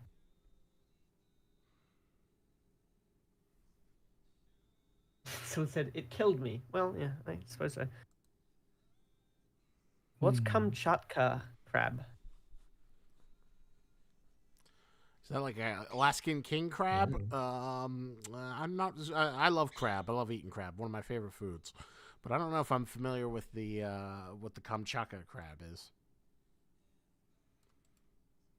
There's a. Sorry, I know we're waiting for answers from crabs. While we're waiting for those answers, I want to answer another question that came in. Cal said, "Will we go through all of the sublevels of Area 12? Also, will we be able to play on the surface above Area 12?" Yes. Actually, that's something I'm curious about because I know Gabriel's in the chat. You can answer lore-wise. Is it? I mean, I've seen all of the sub-levels that we experience in the game. Is there more sub-levels in Area 12? Or is it just the 3.5? I can hear his voice in my head. Well, actually, there's technically another level, but it's not a sub level. It's a super level. That'd be cool. It's No, a that sort of would a actually- it's sort of a deep well, I don't know what to call it. Oh well, whatever. MK, what you call it? Asks says make a mini game for Antarctica where you bring the penguins to safety while you fight off 610. That would be a hilarious little mod mode, just like a penguin rescue, and you just have to hold out for the penguins to escape before they get transfigured. Yeah, absolutely. And you know what the 098 crabs taste like, Leon Sus Kennedy? They taste like buffet crabs that have been out a little too long, so they've got a little bit of an ammonia aftertaste. So you kind of eat them. It's kind of like sweet, but you have this ammonia aftertaste, and you're like, "Is this gonna kill me?" But I paid $40 for it, so I might as well eat as much as I can. No one else on the team actually wanted to eat the crabs, but Isaac just sort of stepped up. So you have to take his word for it. I mean, crustaceans are some of my favorite food, so I'm never gonna turn down a crustacean. Oh my God, you've not seen brutality until you've seen me with a lobster. I don't use shell crackers. I use my bare hands to rip it apart. Oh my gosh, That's, I feel bad for lobster. The level of horror that it came from that sentence is what we strive for in the game.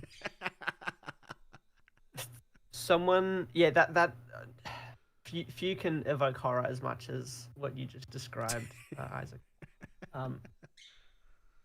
Someone asked a question for Bishop. What do you think of me remaking the area and site logos using the Area 12 logo?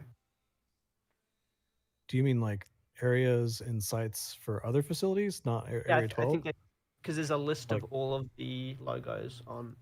So I guess then I think I saw that. I'm not sure if I showed it, but I remember seeing. It's a community project. I mean, I really can't stop you. We redesigned the Area 12 logo for our game specifically because I think it was like cattle horns or something on a green pasture looking thing. We were like, well, that doesn't really work for what we're doing here. So we did something that was more science and DNA and everything. The thing for that's cool. Oh yeah, that's awesome. Yeah, I love those. Like, I think it's really cool, and I love that I can't remember if we released the vectors for the Area 12 logo. I don't think so, but where is it? Hang on. Go away. Yeah. This is what they showed in the chat. Yeah. Yeah, this is gonna compare it. Yeah, I didn't realize the YouTube people couldn't see it because it's in the Discord chat, so I put it here. Oh, yeah, that's good. This is from Axo3773. Isaac, you'll have to switch to the. I got it. It is on. With the transition. Whoa, amazing. So cool. The Area 12 logo is amazing. I remember the design process. I believe you were talking with Kyle and you were trying to figure out. I'm not sure if it was you or Kyle that like first had the idea of like turning it into the helix, the double helix, but that was like that blew my mind. That's when you see like really talented graphic designers and you're like, holy shit, because yeah, very cool. Oh, is your idea, Gabriel? That's awesome. Yeah, I'd love that. It looked amazing. I mean, it still looks amazing. Zahar has an interesting question. Will we get an Area 12 security force model showcase? And who is MTF Sub Rosa? Sub Rosa, I believe it's in lore, like it says on the wiki. But it's that's the local mobile task force to Area 12. So there was Epsilon 5, Rosa, I think. Anthea 5. Anthea 5, sorry, my bad. Yeah, I think I got that mixed up with like Epsilon 11 or something. Yeah, Anthea 5. Yeah, they're the local MTF unit for Area 12. I don't know if they. I need to read the article or like Tales again. I can't remember where the information actually is. But Gabriel would know all about them. Deep down. Deep. Will the resonators and crabs get voice lines? This is actually a really interesting question.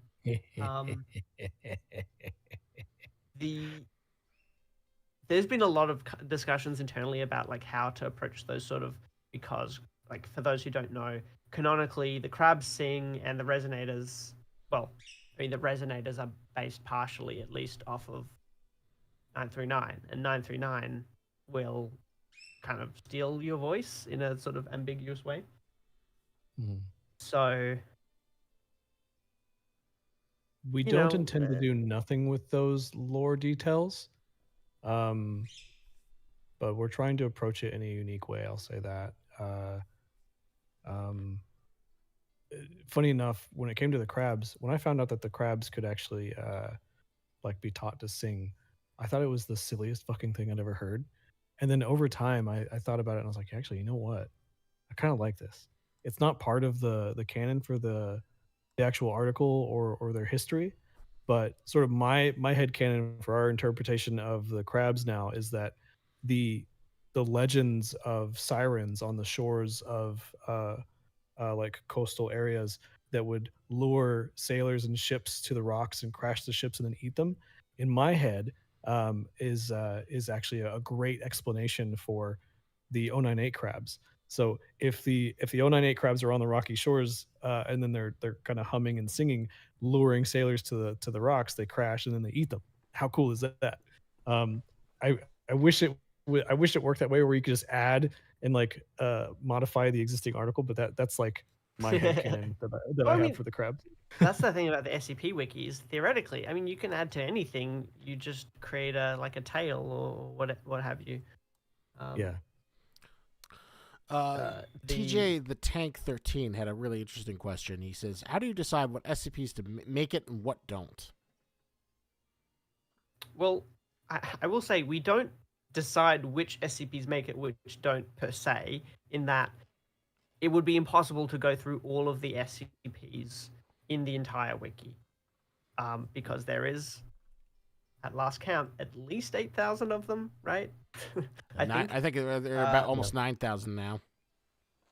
I think, has 9K Con happened yet? I'm not sure, but either way, there is a lot of them. I would say whoa, you can see what happened. I'm just looking at the YouTube stream now and seeing what happened to my hands just there a second ago. It's more so that we either have a gameplay problem that we're trying to solve, and so we'll be like asking people on the team if they know, or specifically someone like Gabriel who has a lot of wiki knowledge about, is there any SCPs that meet this this gameplay need that we could use, or from the other end, is it something that's story relevant that makes sense for the game? Yeah. There's also like the consideration of what SCPs would even be here and why. Like for example, you wouldn't find SCP-106 in Area 12 because that's not the facility that he's contained at. So those are the kinds of things we think about. And so we try to follow the wiki as much as we can.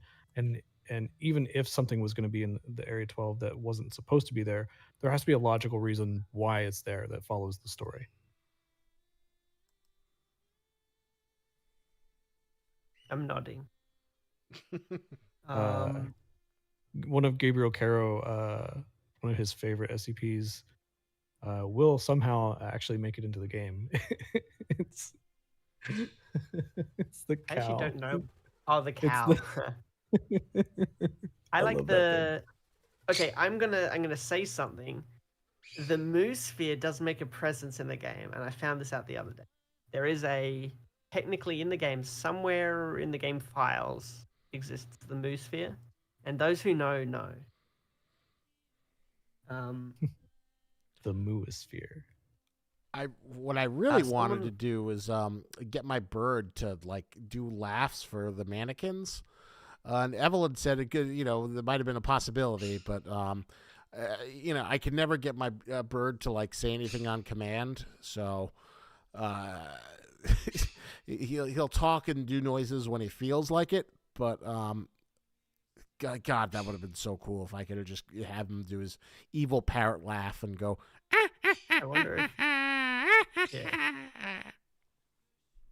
Tweet, tweet, tweet. My hands are really broken when I do this. Oh wow. Someone asked, will we ever see more open and spacious battles like Outpost Axiom? Oh, I responded to them in the chat. Oh, I you said did? Yes. Oh, you said yes. Okay. I The didn't other specify, one but that I did say yes. someone said Oner X owns 2202 said, will Chaos Insurgency be our allies or enemies just like everyone else? Well, Chaos Insurgency, They're dead. while of course, yeah, they exist in the, in the universe, but they're not really playing a role in this story.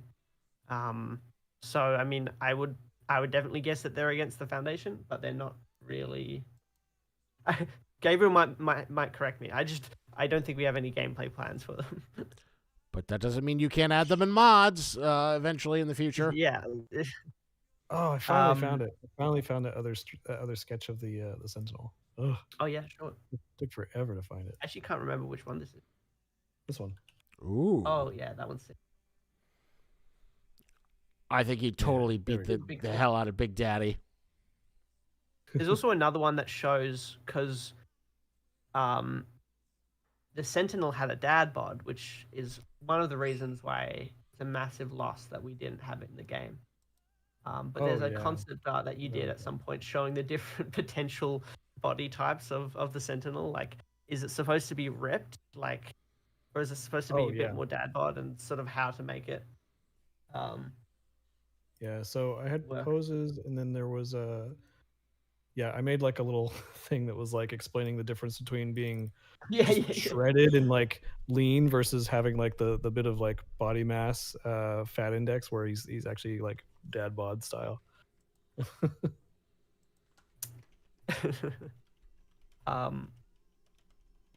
So someone asked as a follow-up to the SCP question of like which do you add? Someone said, so for instance, if I were to suggest SCP-666 be added to the game, what would be the process to say that should or shouldn't be in the game? Well, the answer is to that, TJ. Generally, like, to avoid the process of scope creep of just adding things infinitely to the game forever, we wouldn't add it, most likely. We've already decided the SCPs that are going to be in the game. I mean, that said, like, we'll always appreciate when people talk about what they would like to have in the game. But for the purposes of what will be in 5K when we launch 1.0, when we're done developing the game, the answer is it probably won't make it in. Someone said, Flushy? MK11 is very desperate. Sorry, are you finishing your thought, Albarnie? Oh, no, you go. Albarnie, not Albarnie. MK11 is desperate to know when are we going to get an Albarnie and social plush. No time soon, but I'll tell this much: if you can get 200 people together who will absolutely 100% put down the $30 to buy the plushie and the $10 for shipping and handling, and you can get signatures to prove that they're real and not just you with alternate accounts, maybe then we'll look into making it. Yeah, we've got like you need to get enough signatures for it to be submitted to Parliament. And that's what makes it budget. The makeshift Parliament. I think it wouldn't. Yeah, exactly. Someone said, does it also make you sad to think that this will all come to an end? I'm going to miss these streams and debates over suggestions. I think I mean, it's bold of you to say that this will end. Sure, 5K will finish being developed, right? And at a certain point, we will work on a different game. But that, I mean, that is not an ending. It is merely the next beginning.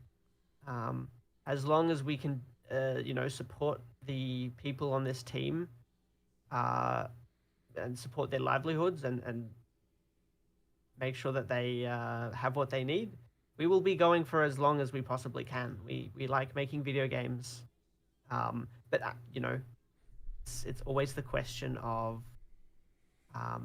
how do you make a good thing last? Just you wait till you see what we got cooking for SCP-6K. Oh god. Yeah, SCP-7K. The convenient thing about this this particular story that we're basing the game on is everyone dies, so there's not really a sequel. I have to make a sequel when everyone dies. I mean, I guess to be fair, SCP-5000 is the retcon of all retcons in terms of like Pietro going back in time. If we so wanted to contrive it, I'm sure we could figure out a way. But I think 5K will have I mean, I don't know if satisfying. I think it will have an ending that will be resolute enough. It'll be something. That's for sure. I'm always kind of disappointed a little bit in these streams that more people don't ask like specific questions about the story that inspired the game and like how much or how little of it we're actually doing. Like, what are the differences? Is this going to be seen? Will this not be seen? It's always kind of about like, will there be chaos insurgency? I think we could ask that like every time someone has an opportunity to ask a question. When's it coming to Man. Xbox? Is it coming to Xbox? Well, I think the better question now is ask Microsoft, is there still going to be an Xbox? That's true, yeah. Someone asked, why do the pistols that are not revolvers take 2 headshots to put down a zombie in the discover mode? I think it depends on the zombie. It depends on the headshot multiplier of the enemy and how much resistance the ballistics material has. I think the guard zombies have more resistance to headshots, and so the weaker of the pistols will take more shots. Someone asked, will a morale system for the enemies be actually implemented? That's scrapped. One of the things that is important to note with doing AI in games is that it is all about the illusion. People don't want smart AI in games. They will think that they do, but they want AI that feels like, I mean, unless they're trying to play against an AI that is trying to emulate a player, which is a different thing, like a bot as opposed to an AI NPC. But generally, people want, or at least what will make it most fun, is an AI character that feels like a character in the game. So the question of whether or not we'll implement a morale system is separate to the question of whether or not we want characters to feel like they have reactions to the overall state of a particular fight, and whether or not we want them to feel like there is a difference between when they're winning and losing. Mm-hmm. Yeah, I hope that sort of answers your question.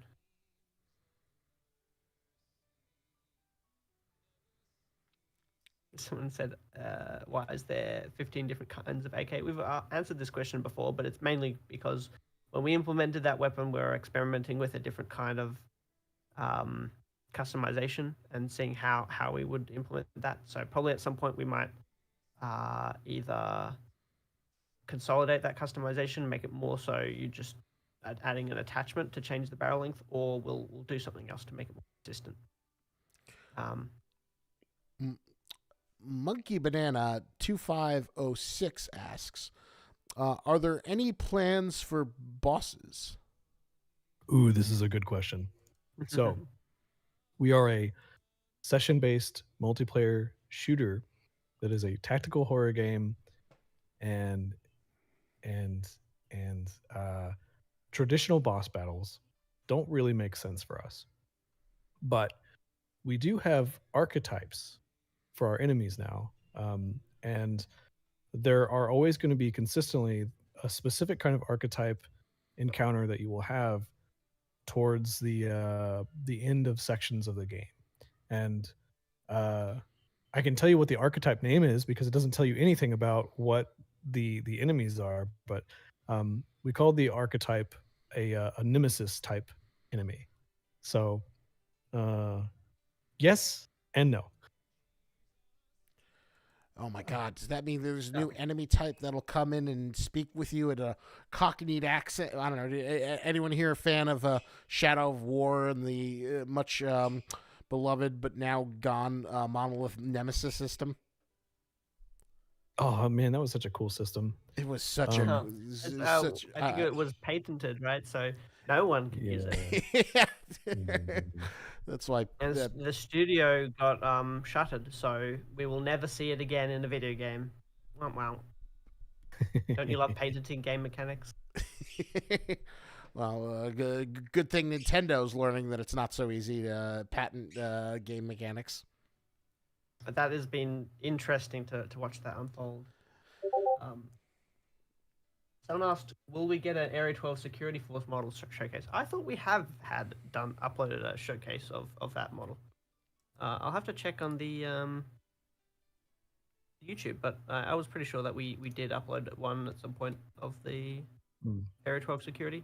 Pretty old though, if it is. Yeah, well, one of them anyway. Actually, I don't. Huh. Maybe we didn't upload that one. I'm pretty sure we made one. Interesting.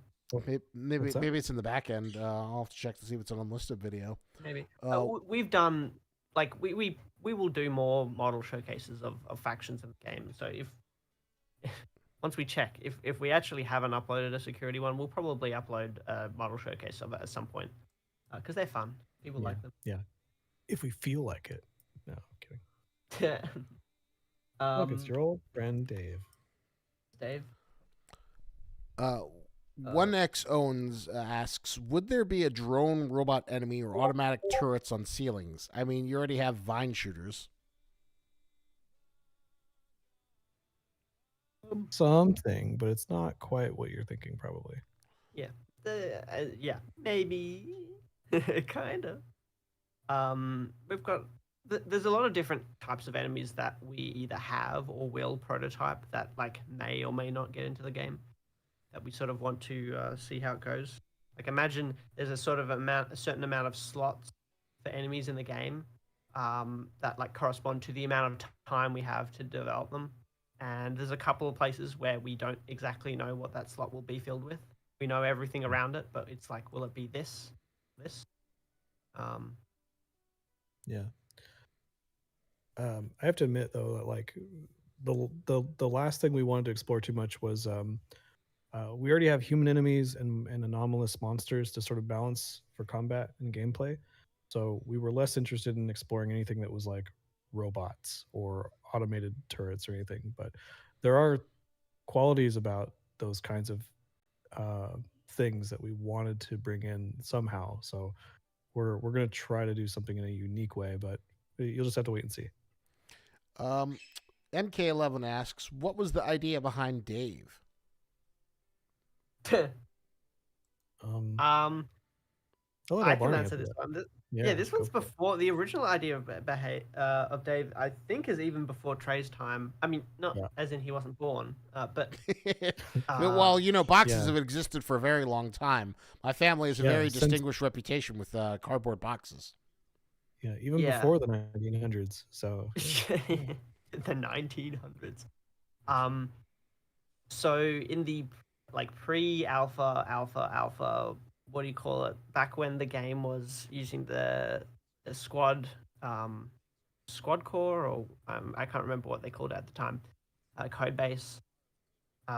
We like the first test we did for the objective system, and we sort of had the Area 12 map, which was just all of what we had for Area 12 at the time in one big map that you could just explore and run around. And I can't remember who we gave that version out to some people. And we needed to test the objective system that we developed, which is the same objective system that we use now, except it's been like much improved over the years. Because it has been years now, which is terrifying to say. And so I needed something to test various different triggers and flows. And so I put a, can't remember, I think I drew it myself at the time, and then later on we had someone came in and drew a new one. I have the PNG somewhere here. But I just put a decal on a box model that I'd made. And it's a truly very outdated box model now. But and I just put that as like the first thing. It was like on the desk in front of you. Oh yeah, I think that's the new one that you or Kyle made.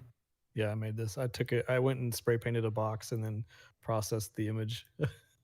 Yeah, it looks so much better than the first one I did was like just like manually making it look like it was spray painted. I mean, you did it with a mouse though, so props. Yeah, I mean, I think I did it with a mouse. It could have been with my tablet, but either way, put a box on the table in front of you, and that was just like the first trigger to start all the objectives. And then you could do terrifying things, like, so you find Dave's children, and then each child that you find, you have to dispose of in a unique way. And so you would go and find, and it's like, you can choose to, this is going to sound a very bad clip. You can choose to drown the children. You can choose to microwave the children. You can choose to put them in the incinerator room. You can choose to put them in the reactor. Like, there was all these different ways. And so it was just a way of showing like how the objective system worked and those sequences. That's not so bad. And then, canonically, 999 got put into a blender in Arc game, so that's true, yeah. And we all use Blender at FRA, so it's so and that's sort of where it came from. And then when we replaced how that map works and made the campaign as it is now, a second, like another version of Dave was set up, which was just a reference to that, which when the chapters got split, got lost, and so we'll come back to Dave in a way that will do justice to the sort of fun community icon that it's become. Jake Scholes has a really interesting question.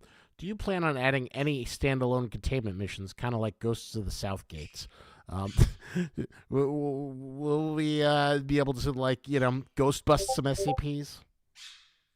Well, I wish. I think that's going to be something that if we're adding that content, it's probably going to be in the form of a DLC after launch. Yeah. Because it's we need so to many get down new to mechanics, and it's like a fundamentally different game mode altogether. Yeah, but it would be awesome. Like, it's something that I know we've talked about a lot. Something like that kind of thing is something we're very passionate about. So, if at some point we get the opportunity to do so, I think we would love to.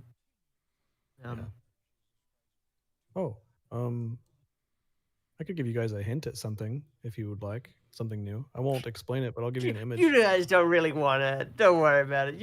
I bet you guys are not interested. Yeah, probably not. Never mind. No, it's a stupid idea. So they told me, don't worry about it. Just don't show them. It's all right.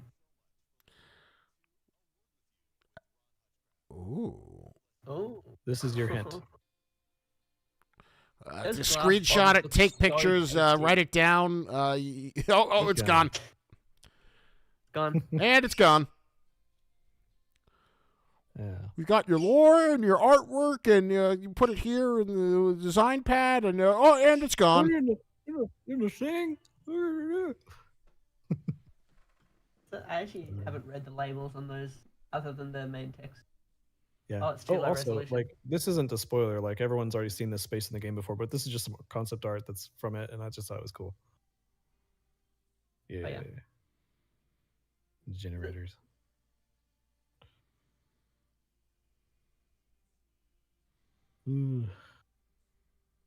I feel like there was a question I saw that I was going to answer earlier, and I forgot what it was. Was it on YouTube or was it on Discord? There was Winter Blossom's question about tactical horror. Oh, I thought we already answered tactical horror question. Oh, well. It was a different one. Maybe this was what you were looking at. Will you ever get access to the broken and unused beta content, similarly to how Half-Life's beta content? Oh, technically you can already. Yeah, you can downgrade the game on Steam, but there's some stuff that we can't release. For example, the stuff that's really old is in, using the Squad framework, and we don't have license for that anymore, so we can't release that. But Womp womp. womp, yeah. We actually still have. I mean, one of the great things, right? Developers use source control. For those who don't know, which means that every single version, not even just version of the game, but every single change to the game that has ever been made is stored separately. So in theory, we can go. I have like all the source control going back to the very start. You could go back and download v0.0 of 5K, which is not as fun as it sounds. It is a worse version of the game fundamentally, but that stuff exists. At some point, I'm sure. I know we'd love to look at old beta content. I need to open it up and go back and get some nostalgia.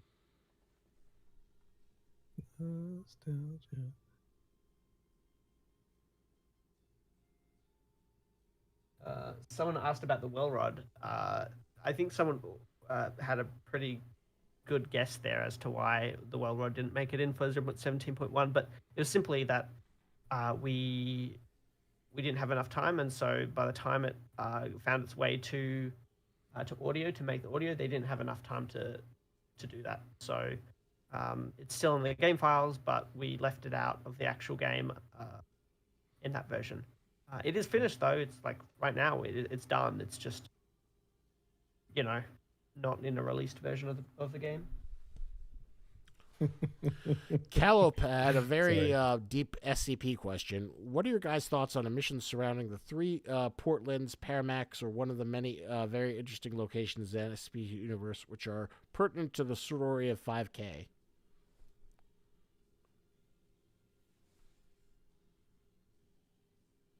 I can't wink with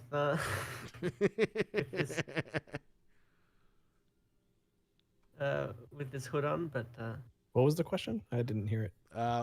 I will say, what are your guys' thoughts on emissions surrounding the 3 Portlands, Paramax, or one of the many very interesting locations in the SCP universe which are pertinent to the story of 5K? Well, there's being pertinent to the story of the SCP-5000 article, and then there's being pertinent to the this version of the 5000 iteration. So, there's lots of things that we could do. We have to pick and choose which ones we're gonna focus on, and maybe they'll be more or less important in this version of reality.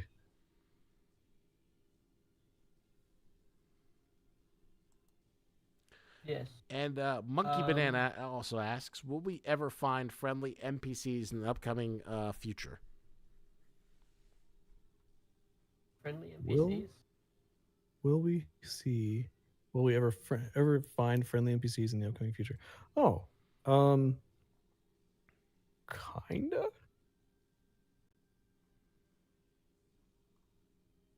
That's a big fat kind of. Yeah, kind of, sure. I mean, I feel like it's a yes, right? There's kind definitely. How do you define friendly? I mean, well, I guess that's the question is like, if you get a voice in the radio, I mean, technically that's an NPC character. That doesn't count, I feel like. NPC has to be something in the game. So it's definitely kind of a character you interact with directly. Yes. I'll say yes. Ooh, exciting. One second. Hang on. Albarnie asked me a question. What about it, Albarnie? What is it? You just want to hint at it? You want to talk about it? No. Like, Oh, in regards to that question that they asked? yeah. Oh, well, oh, okay. Yeah, I was thinking of something else later on, Yeah, but I know what you were yeah, thinking of. Yeah. yeah. In the prologue, yes. Yeah. In the prologue, there is friendly NPCs. Later on, there are. There are, Is the camera doing it? I think so. Yeah. you can do the classic Albarnie. That's my favorite question. Is like when someone asks me a question that only I know the answer to, I'll just go, Vinny, For the Vinny worst. loves it. Vinny Yeah. loves it when you do that.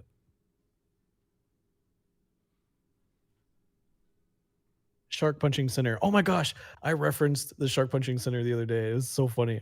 We we actually we want to sneak in like a little achievement that references it. But that's it. I was That's all actually we can do. surprised to hear that the first time you heard of the Shark Punching Center was I didn't I know don't want about to say it. recently. It was relatively recent. Yeah, I think Kara was the one that told me about it, and I was like, well, the what? It's funny for me because the equivalent is like a lot of my family. When I say it's SCP, they go like the canned peaches, which I think are SPC are also SPC. And I have to tell them that no, I'm not making a game in the canned peaches universe.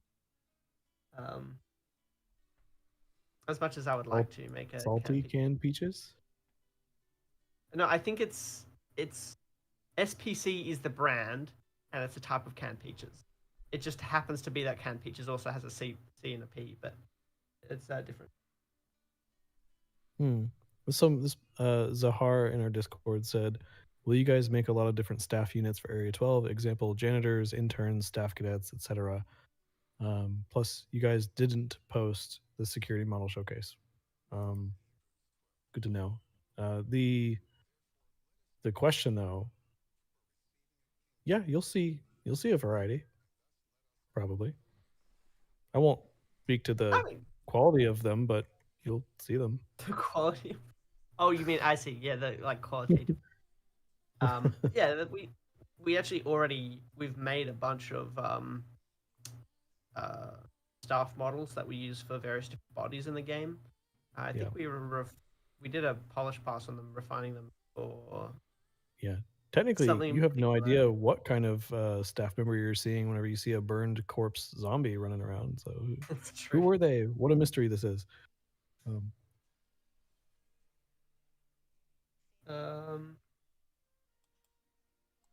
When will the green rolls finally get the 0.18 early access reserve? People ask Not about until not until Reaper goes to sleep. It's true. So it's an interesting thing.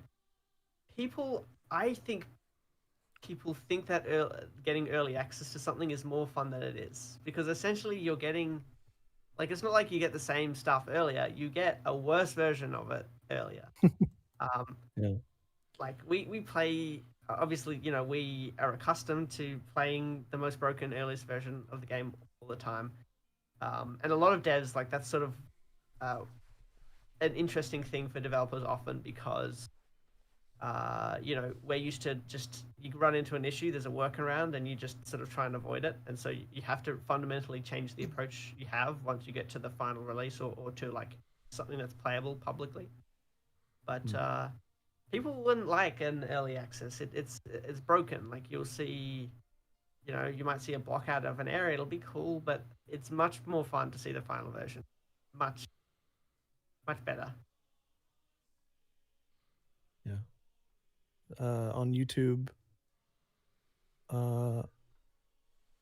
one RX owns 2202. I don't know if I'm saying that right. Usernames are weird, man. Says, I saw dummy UIU agents at secret area below Axiom before they got removed. Any comments about it? Also, what about expand/rework of whole Axiom mission? If have comments about it above of that one too. Okay. So people have been wondering about Axiom for a while. We're still using the Axiom map. It is getting reworked. and I don't think it really hurts anything. Like it's pretty easy to guess. It's going to end up turning into a surface area map for hiding a secret entrance to Area 12, and that'll be important, and will be used in two different ways that I won't explain. Ooh. Yes.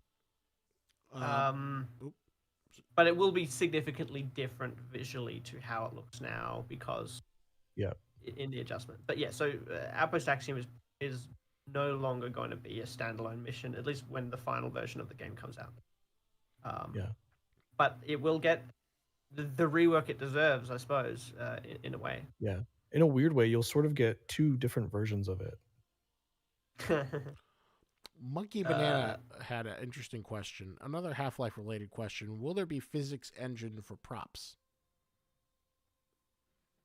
A little. There's an optimization concern, but Albarnie can speak to that a bit more. Yeah, like one of the things that's really difficult with that sort of thing is consistency. So like we have a bunch of shootable props in the game, making sure that whenever the person detailing, designing a level, etc., is using the shootable version that has physics, as opposed to the prop version, is a tricky task of itself. Without even considering the fact that like, you know, if you have 1,000 shootable props in the game, they need to be tracked for networking and various other purposes, and so you need to have an efficient way of making sure that the ones that aren't active are not going to take up, you know, valuable performance budget for everywhere else.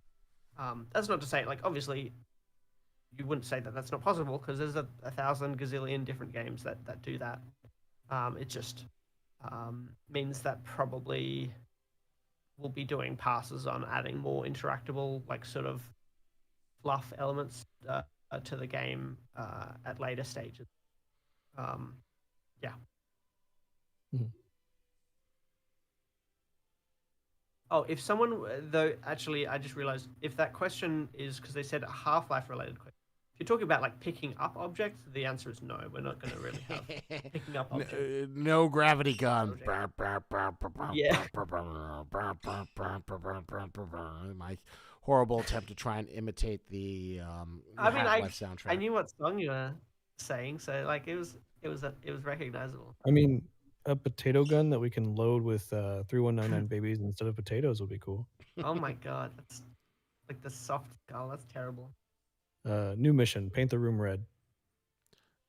Said, will the next SCP 5K trailer be featured at the Game Awards? We don't have nearly enough money for that. You know, get me Jeff Keighley's phone number or like patch me into Hideo Kojima, and I'll see what I can do. But you know, I kind of need that number. Yeah, if you can get Jeff Keighley on the phone, then absolutely. But someone said, when were we getting stage reloads? Also proning. Oh my god, that's terrifying. The stage reloads is something that I think we have targeted for the 1.0 release and we want to get in, but it's really hard to prioritize something like that. Right now, my time has been spent on things that are more impactful to the gameplay, but I really, at least from a personal standpoint, really want to get something like stage reloads in. But it takes a lot of work because you need to make sure, like, essentially stage reloads is making sure that every reload animation you have can be sufficiently cut up into bits. And so you need to add additional animations. You need to do more markup for the animations you already have. And sometimes, for example, dual mag reloads, like a tactical reload where you have like one mag in your hand and you pull the other mag out with that one. You can't really do stage reloads with that. So that means every gun that you have that kind of reload on, you have to also have a single mag reload, which we have for a lot of them in preparation for that, but like it's a lot of work. In regards to proning, unfortunately, I think that was cut. Even though I would really love to do proning, that was one of the things I believe that was on the chopping block. Because trying to figure out like, okay, well, what is the unique gameplay proposition? We don't really have like the long range stuff that requires prone.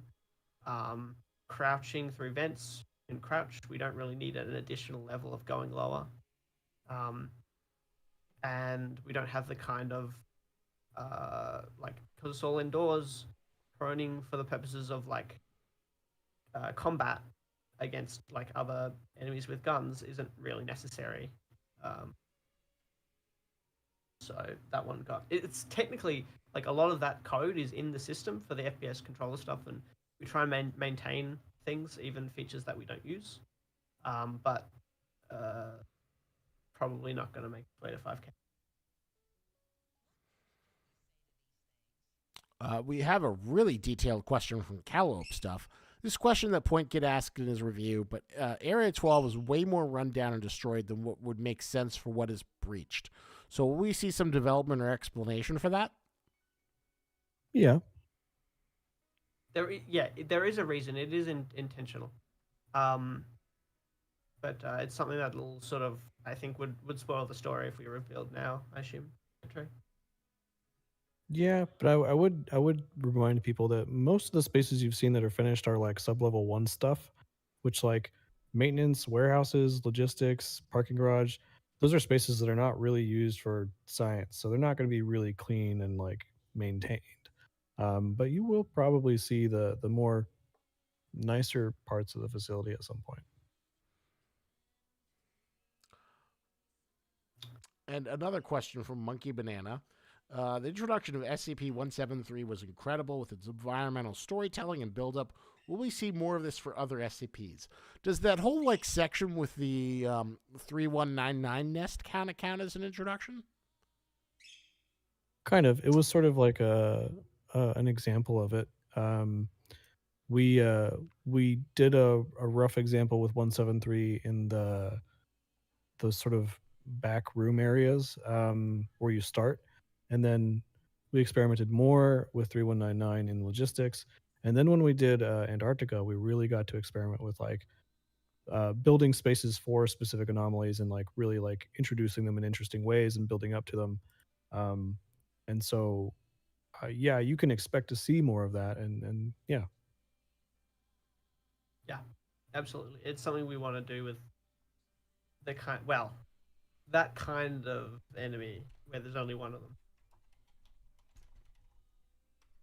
Yeah. It's like it's kind of hard to do that when you can do introductions for like 610 or a zombie or whatever, but it's a very different experience to like how you once have. Oh, Albarnie, this is like, I don't know if anyone that's still watching was here earlier for the haunted house kind of answers, but I just found this and I forgot about it. I think you knew, but the baby 3199s are actually based on a design I made for a real silicone prop that we sculpted and made for the interactive shows, and you would have to carry them covered in blood, and they're slippery, and and keep it with you without it getting stolen throughout the show. And so this photo, you see it in the game, but it's actually a photo of the prop. And then we ended up making the model for the 3199 baby to look like them. So it's kind of just Trey has a history with these things, and it's kind of terrifying. It's a mutant baby. It's fine. It's not a real baby. I wouldn't trust him with my newborn. I'm just saying. Someone said the lightning. Old. Yeah. Someone was saying the lightning is amazing. I have so many screenshots of Arctic. How beautiful it is. Thank you so much. Welcome. Trey knows Trey put in a lot of work convincing me to do the lightning, and I put in a lot of work doing the lightning. I did a lot of arm twisting, is what I did. Yes, that's true. But Albarnie did actually a lot of work to like pull off this really clever and creative effect to make it work and make it realistic for us to do. The way he did it is pretty interesting. I don't know if you want to explain it more though. Yeah, the thing with the lightning behind the clouds is really interesting, because we actually have another sort of lightning system that we don't use for Antarctica, which like sort of is like a direct lightning strike that's really bright, and stuff like that. But what we do have in Antarctica with the distant sort of lightning behind clouds is really fun. Because there's so much fog, like there's the volumetric and non-volumetric fog, but also at lower graphic settings, you can have fog completely turned off. We needed a way to have lightning that was sort of piercing through the clouds. but we don't actually realistically simulate the volumetrics, and certainly not to that distance. So it was difficult to actually do it for real.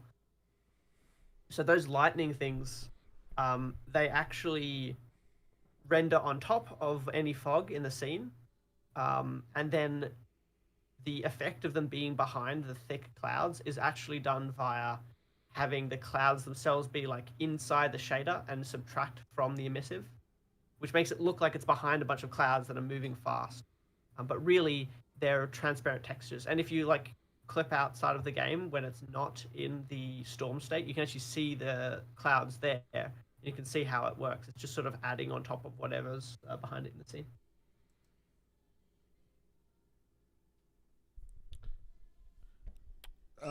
One Exones had a question that I think you'll like because it's a little bit more of a technical question. Can we have a system to load mags manually? Thank you.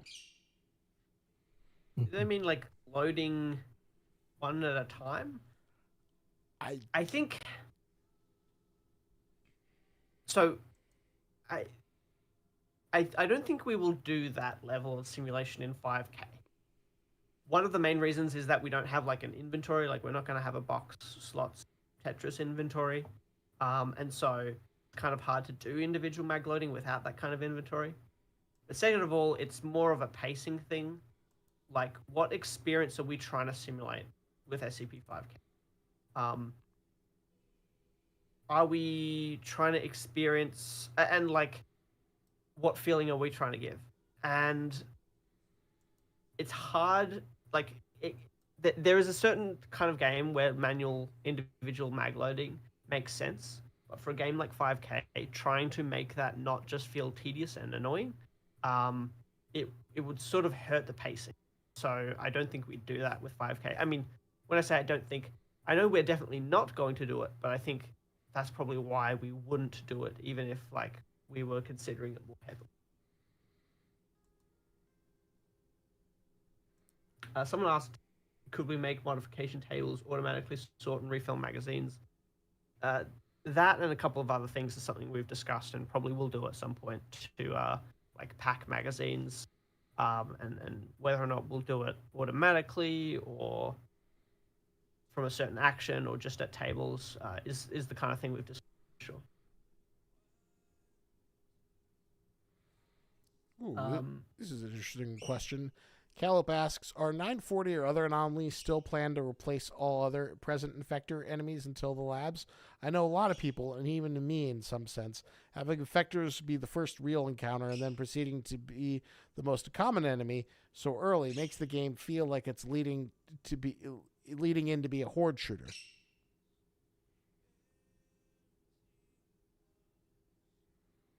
Trey, I feel like this might be a question for you. Well, as I said at the beginning, the last thing we want is for the game to be a horde shooter.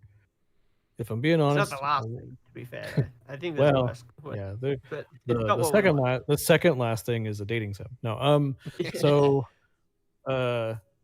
we definitely don't want to be a horde shooter. I also don't want it to be a zombie shooting game. Like, that's not the point. Zombies, there is SCP-008, which is a basic zombie. They're there. It's kind of hard to remove them completely now. As an early grunt enemy, it's probably going to stay, but it's never going to become the main enemy. It's not going to be like present throughout the whole thing. So there will be other monsters that take over as you progress deeper into Area 12, at least.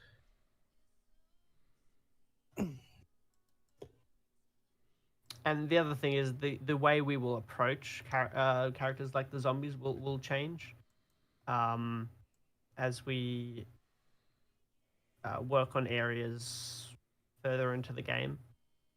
Because, I mean, like, obviously talking about wave survival and the Discover program are completely different. We're talking about particularly the main campaign, right? Yeah. But we want, like, there might be hordes in the game by some definition of like a lot of enemies coming at you, but we don't want the main gameplay loop of the game and the main experience to just be fighting off lots and lots of enemies. we want to be we want the player's experience to be one of, if not tactics, then at least considering their actions and being aware of their environment. Well, that does bring up a kind of interesting question. When I was watching Point Kid's video, his 3-hour extrapolation on SCP-5K, recommended to anyone here. What makes a horde shooter? Is it just like having a bunch of enemies come at you that are like at melee range? Is Doom, the Dark Ages, a horde shooter because hordes attack you? Is Left 4 Dead a horde shooter because you're constantly attacked by a horde? From your experiences as gamers and game designers and developers and technical people, what is the difference between a shooter and a horde shooter? Well, I can speak some to this, but Trey, you could as well. My answer is pretty short. I would say that it depends on what the primary gameplay loop is and the experience for the player. Like if the mechanics, like if you don't need to do other things, and if your primary thing is like you can just progress and then like stand still and like take cover and just shoot waves and waves of enemies, and that's all you're doing, I would say that's a horde shooter.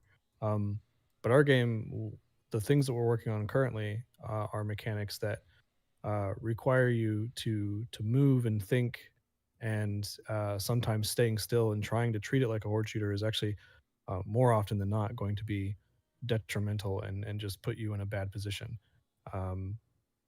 Sort of requiring that you do other things besides just sitting there and unloading all your ammo on something is kind of the distinction for me.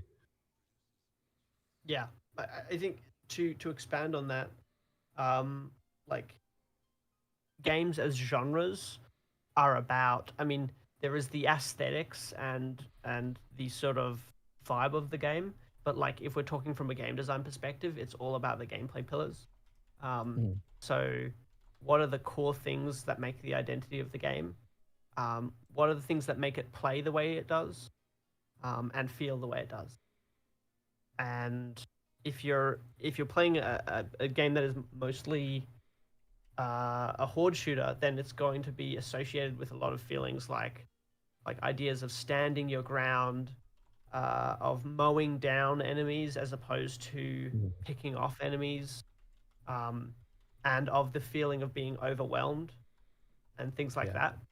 Whereas like in a game like 5K, at least what we're targeting, because of course, we've received and heard the criticisms and thoughts of like how areas of the game can be more hoardy than others.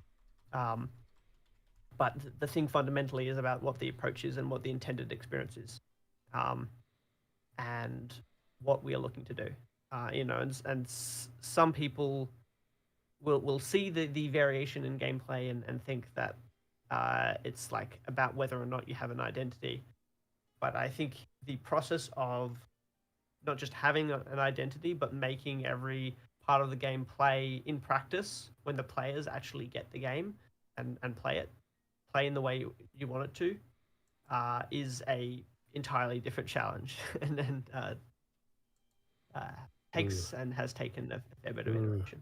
That makes me want to talk about one of the new things we're doing right now, but like we can't, and maybe the next stream, but I'll just type it to you. You'll look for it. Yeah, I mean, to be honest, Trey, I don't mind what you reveal, but I think we should leave this one is something that I know you're specifically working on right now I think it's fair to keep that one until we've find it. Yeah, but it's one of those things that we're doing to try to like really bring out more of the decision and the play style choice and like tactical stuff, Absolutely. The local crack rat asks, will there be a tactical boombox so I can blast Kamel Danson through Area 12? My guess is probably not, but you could definitely make that in the mod section. But, I could be wrong. Is there a tactical boombox in the works? I don't remember us working on a tactical boombox. Yeah. So that'll be something that someone has to mod in if they really want it. Yes. So, looking at the time, we're coming up now on 3.5 hours, and this has been absolutely brilliant. However, I do want to go outside before the sun sets. And It I is a think we very all need to different rest. hour for you. But thank you so much Yes. for giving so much of your time, Albarnie. And Trey, your Friday No night. worries, and Trey, yeah, no, Yeah. we don't care about Trey's time. Yeah, it's like, what time is it for you, Barney, right now? Sorry, yes, I realize not for everyone else, but it's 3:30 p.m. for me, so it is not a bad time. It's been lovely being here. It already gets dark, like close to that time for you. I thought you were in summertime now, or getting close to it. No, Spring? I'm in like spring, but like, Yeah. well, I live in Hobart. There's a massive mountain, so Yeah. the sun goes behind the mountain, so the sun is not setting per se, but like there will be a point where the sun is no longer in my garden, so I will not experience. Yeah. It's like 10:37 p.m. here, and it's dark. It got dark at like 5. Yeah. It's god, especially so like down as far south as I am, the winters get to the point of like it's not exactly Reykjavik or whatever, but it certainly gets to the point of like 3 p.m.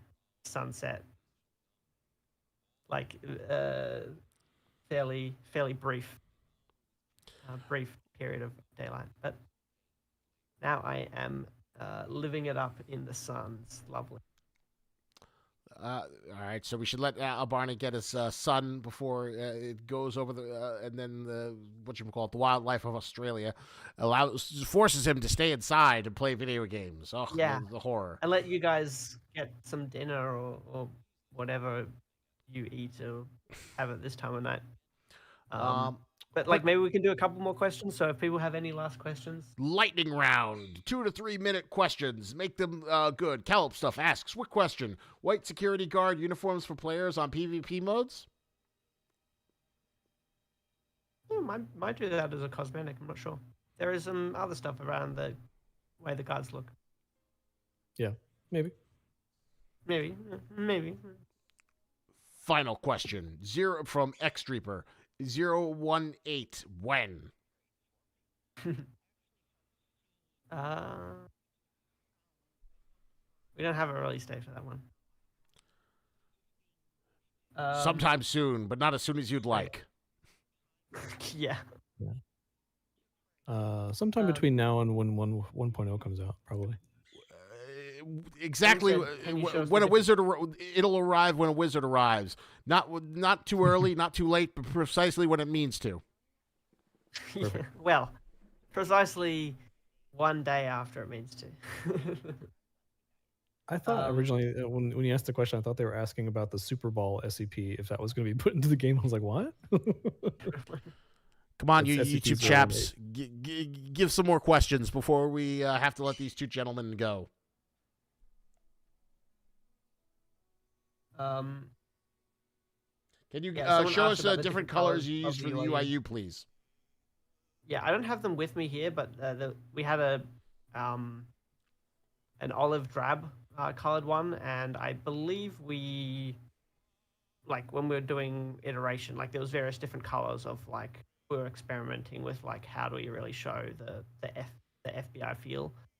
That didn't make it in, but the blue one is what we ended up with as the. We may still end up having like a variant of the olive drab that's available as a skin, but yeah, because that of was trying the to first make mod I made. yeah, because we were trying to make sure that they didn't look like army or military, because the UIU are not military. They're investigation. They're FBI. Even if they have military background, that's not what they are. And we wanted to make sure that if we did other factions, we could distinguish them well and associate them better with the color palette of FBI units, and also have just something unique about them that stood apart from even the Foundation that we would see in the campaign. Someone asked for my favorite spider.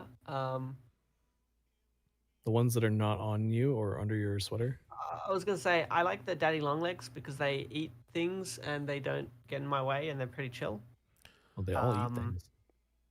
Well, yeah, I guess. But they're friendly, I think. I like trapdoor spiders. They're cool. And jumping spiders. Insane Mercenaries asks, will the Discovery program get any more unique enemies like the bomb crabs? The Discover program will get every enemy that's coming for Area 12. Well, apart from, I can think of like at least one or two that probably that's won't true. make. There are at least 2, technically 3 enemies that it will not get, but whatever. Yeah. If that's not something to chew on, then I don't know what else is. But Will testing chambers get a random unit boss chamber in the future? there will be an end to the Discover program, Yeah. and you'll see it. Question: 3-slot item expansion or additional armor or health kits? No comment. Yeah. No comment. Revolver speed loaders and SML stripper clips? Question. We considered a stripper clip for the SMLE, but we wanted to make it more unique from the existing sniper. And for revolver speed loaders, I mean, we modeled them. We want to do them at some point. It would be fun, but don't know when exactly. I have to make general sort of stripper clip like support for that to work, and I just haven't done that yet. But like, for example, being able to have alternate reloads also means you can do like the 2 at a time tactical shotgun reload and things like that, which would be fun to experiment with, but don't know when we'll get to. John asks, I swear I've only looked at this server twice, but both times have been stage events. Is this common or something? Yes, we try to do them regularly. Not as regularly as I'd like. You know, the Frey people like to be, they're like little hobbits. And I'm like Gandalf, and I have to pull them from their hobbit holes. And they usually have a good time as they go on their journey. They see Middle-earth. They eat lembas and experience great adventures. But, you know, it takes a lot of coaxing, a lot of work to get these hobbits out. But yeah, yes, we do try and do it regularly. Trey is a hobbit. Yeah, I like my books. I like my armchair. Yeah. And you have a pipe. I do have a pipe. Yeah. That said, I think I'm quite ready for another adventure, and it's called Sleep. I think that's a good, the greatest adventure that you'll ever know is the one that you'll have going out your door. The great, nobody ever seen the Hobbit movie, the Ralph Bakshi Hobbit movie? I was trying to remember if you were singing from the Ralph Bakshi, or if you were getting ready to like move into the Neverending Story theme song. I guess they kind of sound similar. All right. Well, thank you so much. Story. Okay. Thank you so much. As always, for the love of God and everything holy, follow our YouTube, check the posts on Twitter, on Reddit. I put it on every single social channel we have whenever there's a new community event. I hope it comes to you. I do not control the algorithm, but I do my best to try and let you know whenever we're doing a movie night, a game night, or a session with the devs. I love doing them, and I love when you show up. So please always look at the event tab. That is always the best way. So thank you. There are many dynamic duos: Han Solo and Chewbacca, Mario and Luigi, Kirk and Spock, Mulder and Scully, Rick and Morty, Buzz and Woody and Buzz Lightyear, Shrek and Donkey, Aang and Zuko, Light Yagami and Elle, Batman and Joker, Superman and Lex Luthor, Sherlock Holmes and Moriarty, Mario and Bowser. But I think tonight we have had the greatest duo of Trey and Albarnie. It's very rare. Hopefully we'll get them together, or we'll get them individually. It's always a pleasure. Thank you so much for joining us and letting the community know what's going on in the world of SCP-5K. And I cannot wait to have you for the next community event. And apologies for the audio to the YouTube audience earlier, but at least we got it fixed. We figured it out, yeah. Yeah. Thank you very much, and we'll see you guys next time. Bye. Goodbye. And just so you know, the winning poll, people thought the baby SCP-3199 was going to McDonald's for nuggets. All right. Makes sense. Gross. Justified. All right. Goodbye.